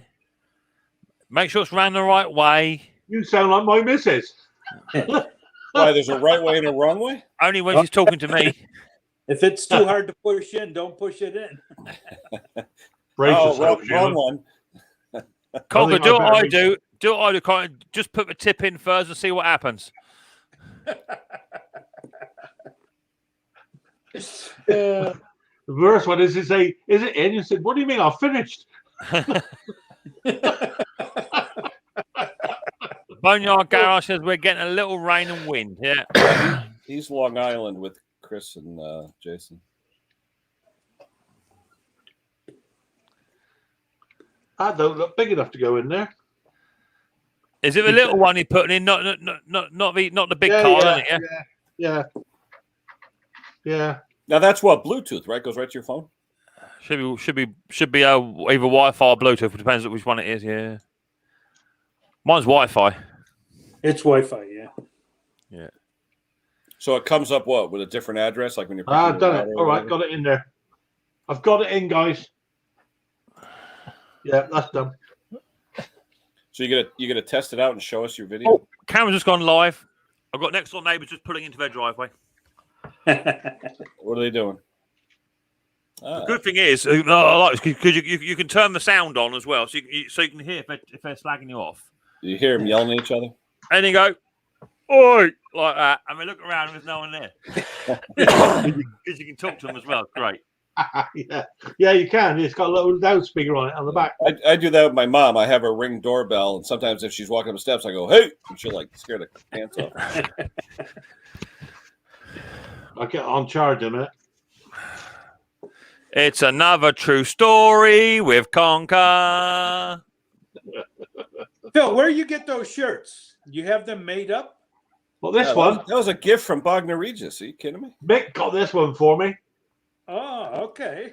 Hey, Mick, I like your Phil intro for him. That was pretty funny. It's cool, wasn't it? Yeah, I only found out about that late last afternoon. Well, I was at home. You got to send me that, Mick. I'll use it when he comes on mine. Yeah, come on. I'll send it over you. But you got to write one up for Henry, though. The thing is, I understood every word of that chap's talking. He got a pair of clodders on. Oh, yeah, he's really up the trunks. Everybody's looking around. You can see what's going on there, see? Actually, Boneyard, that's my alma mater. I have a bachelor's degree and an MBA from UNH, and it's literally 16 miles from my house. That's where I went to college. I got a 25-yard diploma for breaststroke. Does that count? No. Didn't do me a lot of good in small engines, I must admit. Yeah, that is blatantly obvious. It's actually in West Haven, Connecticut, not New Haven. Best education is the University of Life. The University of Hard Knocks. Oh, shit. I'm well impressed with this. You stop swearing, Conker. I was going to say, you've been very mouthy today. Yeah, sorry about that. I apologize. Well, you have to remember, not for kids. You've been Roman Catholic, Conker. That'd be 3 Hail Marys and 2 Our Fathers later on. I don't think so. Mick, the fake eyebrows. Yeah, I gave Henri from Mowers and Blowers some fake eyebrows. I don't think he was very chuffed. Yeah, I don't think he was very chuffed he got them for me, but it's something you got to do. You know me. You know me. If I find a crack in the strength or a little bit of weakness, I'm there. I'm on it. Boneyard, the next time you're going up that way, let me know. We'll grab a sandwich or something. We'll grab a sandwich. What he means by that, Boneyard, is Ken will talk it into you buying him lunch for the day. That's what he means by that. He picks on poor old Henri every time he goes up there. He tips him upside down, actually, and pours his pension money out of him and makes him buy him dinner. Actually, it's halfway between me and Henri, so we can go the other 15 miles, go to Henry's and get Chinese. It's absolutely disgraceful. The way you pick on the older people and make them empty their pockets out to buy you dinner, Ken, it's disgusting. What do they say? Hire the elderly. They're fun to watch. It's disgusting to watch. Poor old Henry sat there with a fortune cookie and half a bowl of wonton, and there's you with chow mein, chicken wings, and blinking all the other chow mein are going on with it. And a free massage. And a free massage with 2 happy endings.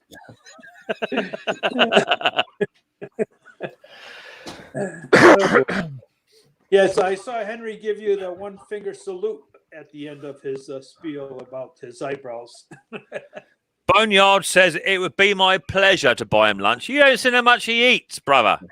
You haven't seen how much he eats. Actually, we have a very historic place in New Haven called Lewis Lunch. And technically, according to history, they are the inventor of the hamburger sandwich.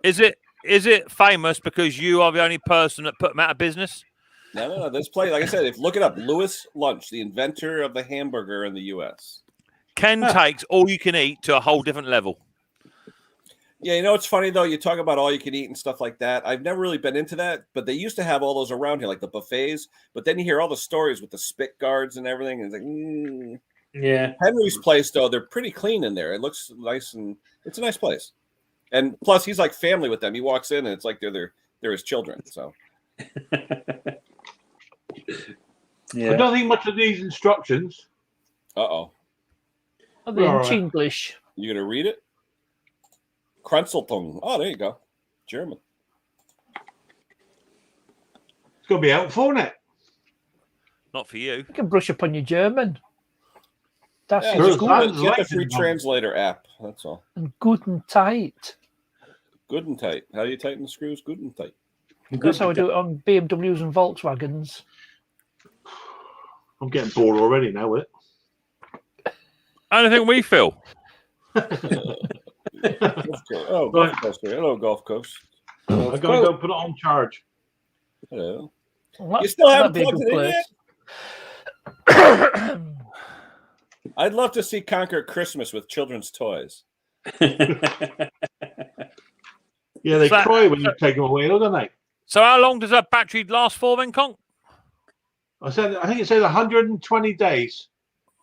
All right. Nah, look forward to maybe that. 120 hours. Well, no, according to the blurb, 6 months on a full charge. Is it what sort of is it a battery bank in there, or is it 18650 battery, or what is it? I don't know.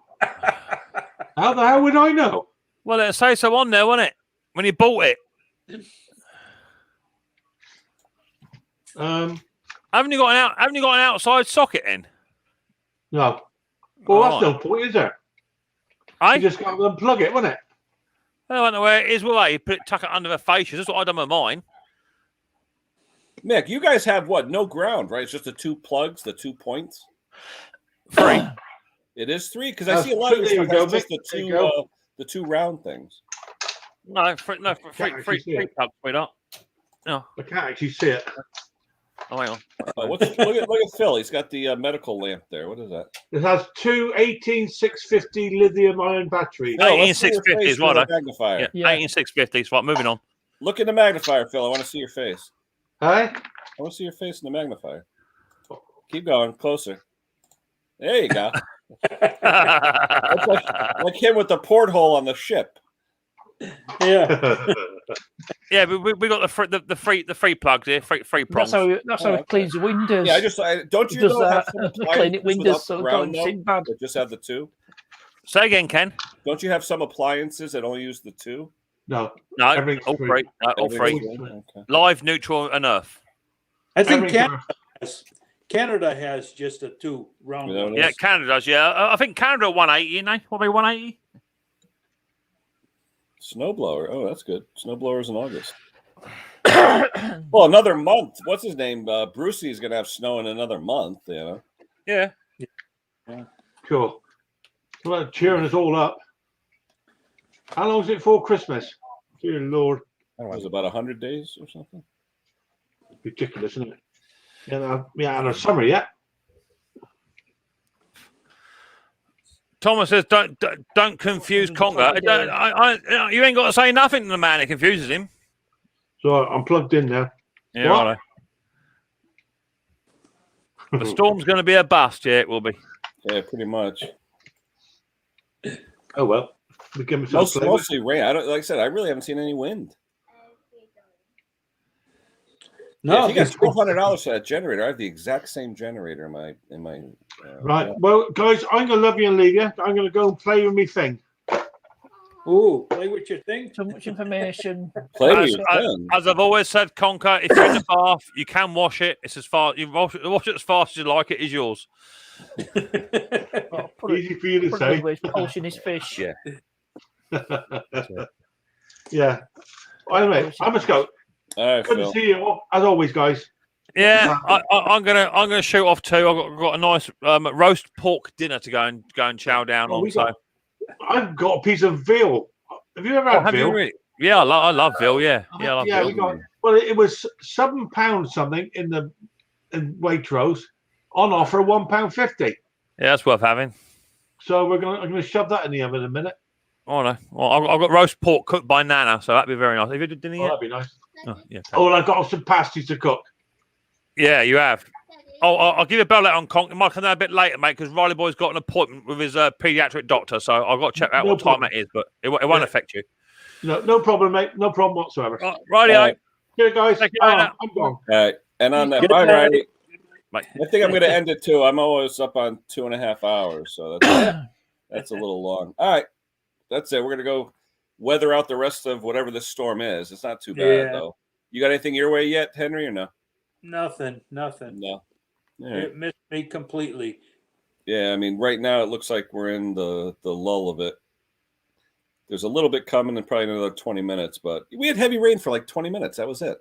Yeah, and then you look at the weather map. There's all kinds of lightning strikes and everything, and it's like, where the heck? But I tell you though, there's something coming up though. It looks like underneath it. See, something Yeah. underneath it looks like it's coming up, but we'll see. All right, that'll be it then. All right, Park Nest, thanks for showing up, buddy. Right, thanks, Ken. And Anfield, Lee's going on at 12 o'clock our time, so in another hour and a half. So check out Lee's channel, Junkyard, and everybody on there. Thanks everybody for showing up, and we will catch you hopefully next weekend. I'm trying to get some videos out, so we'll see what happens. All right, we'll talk to you soon. Later, guys. Good night. Take care, Park Nest. Ken.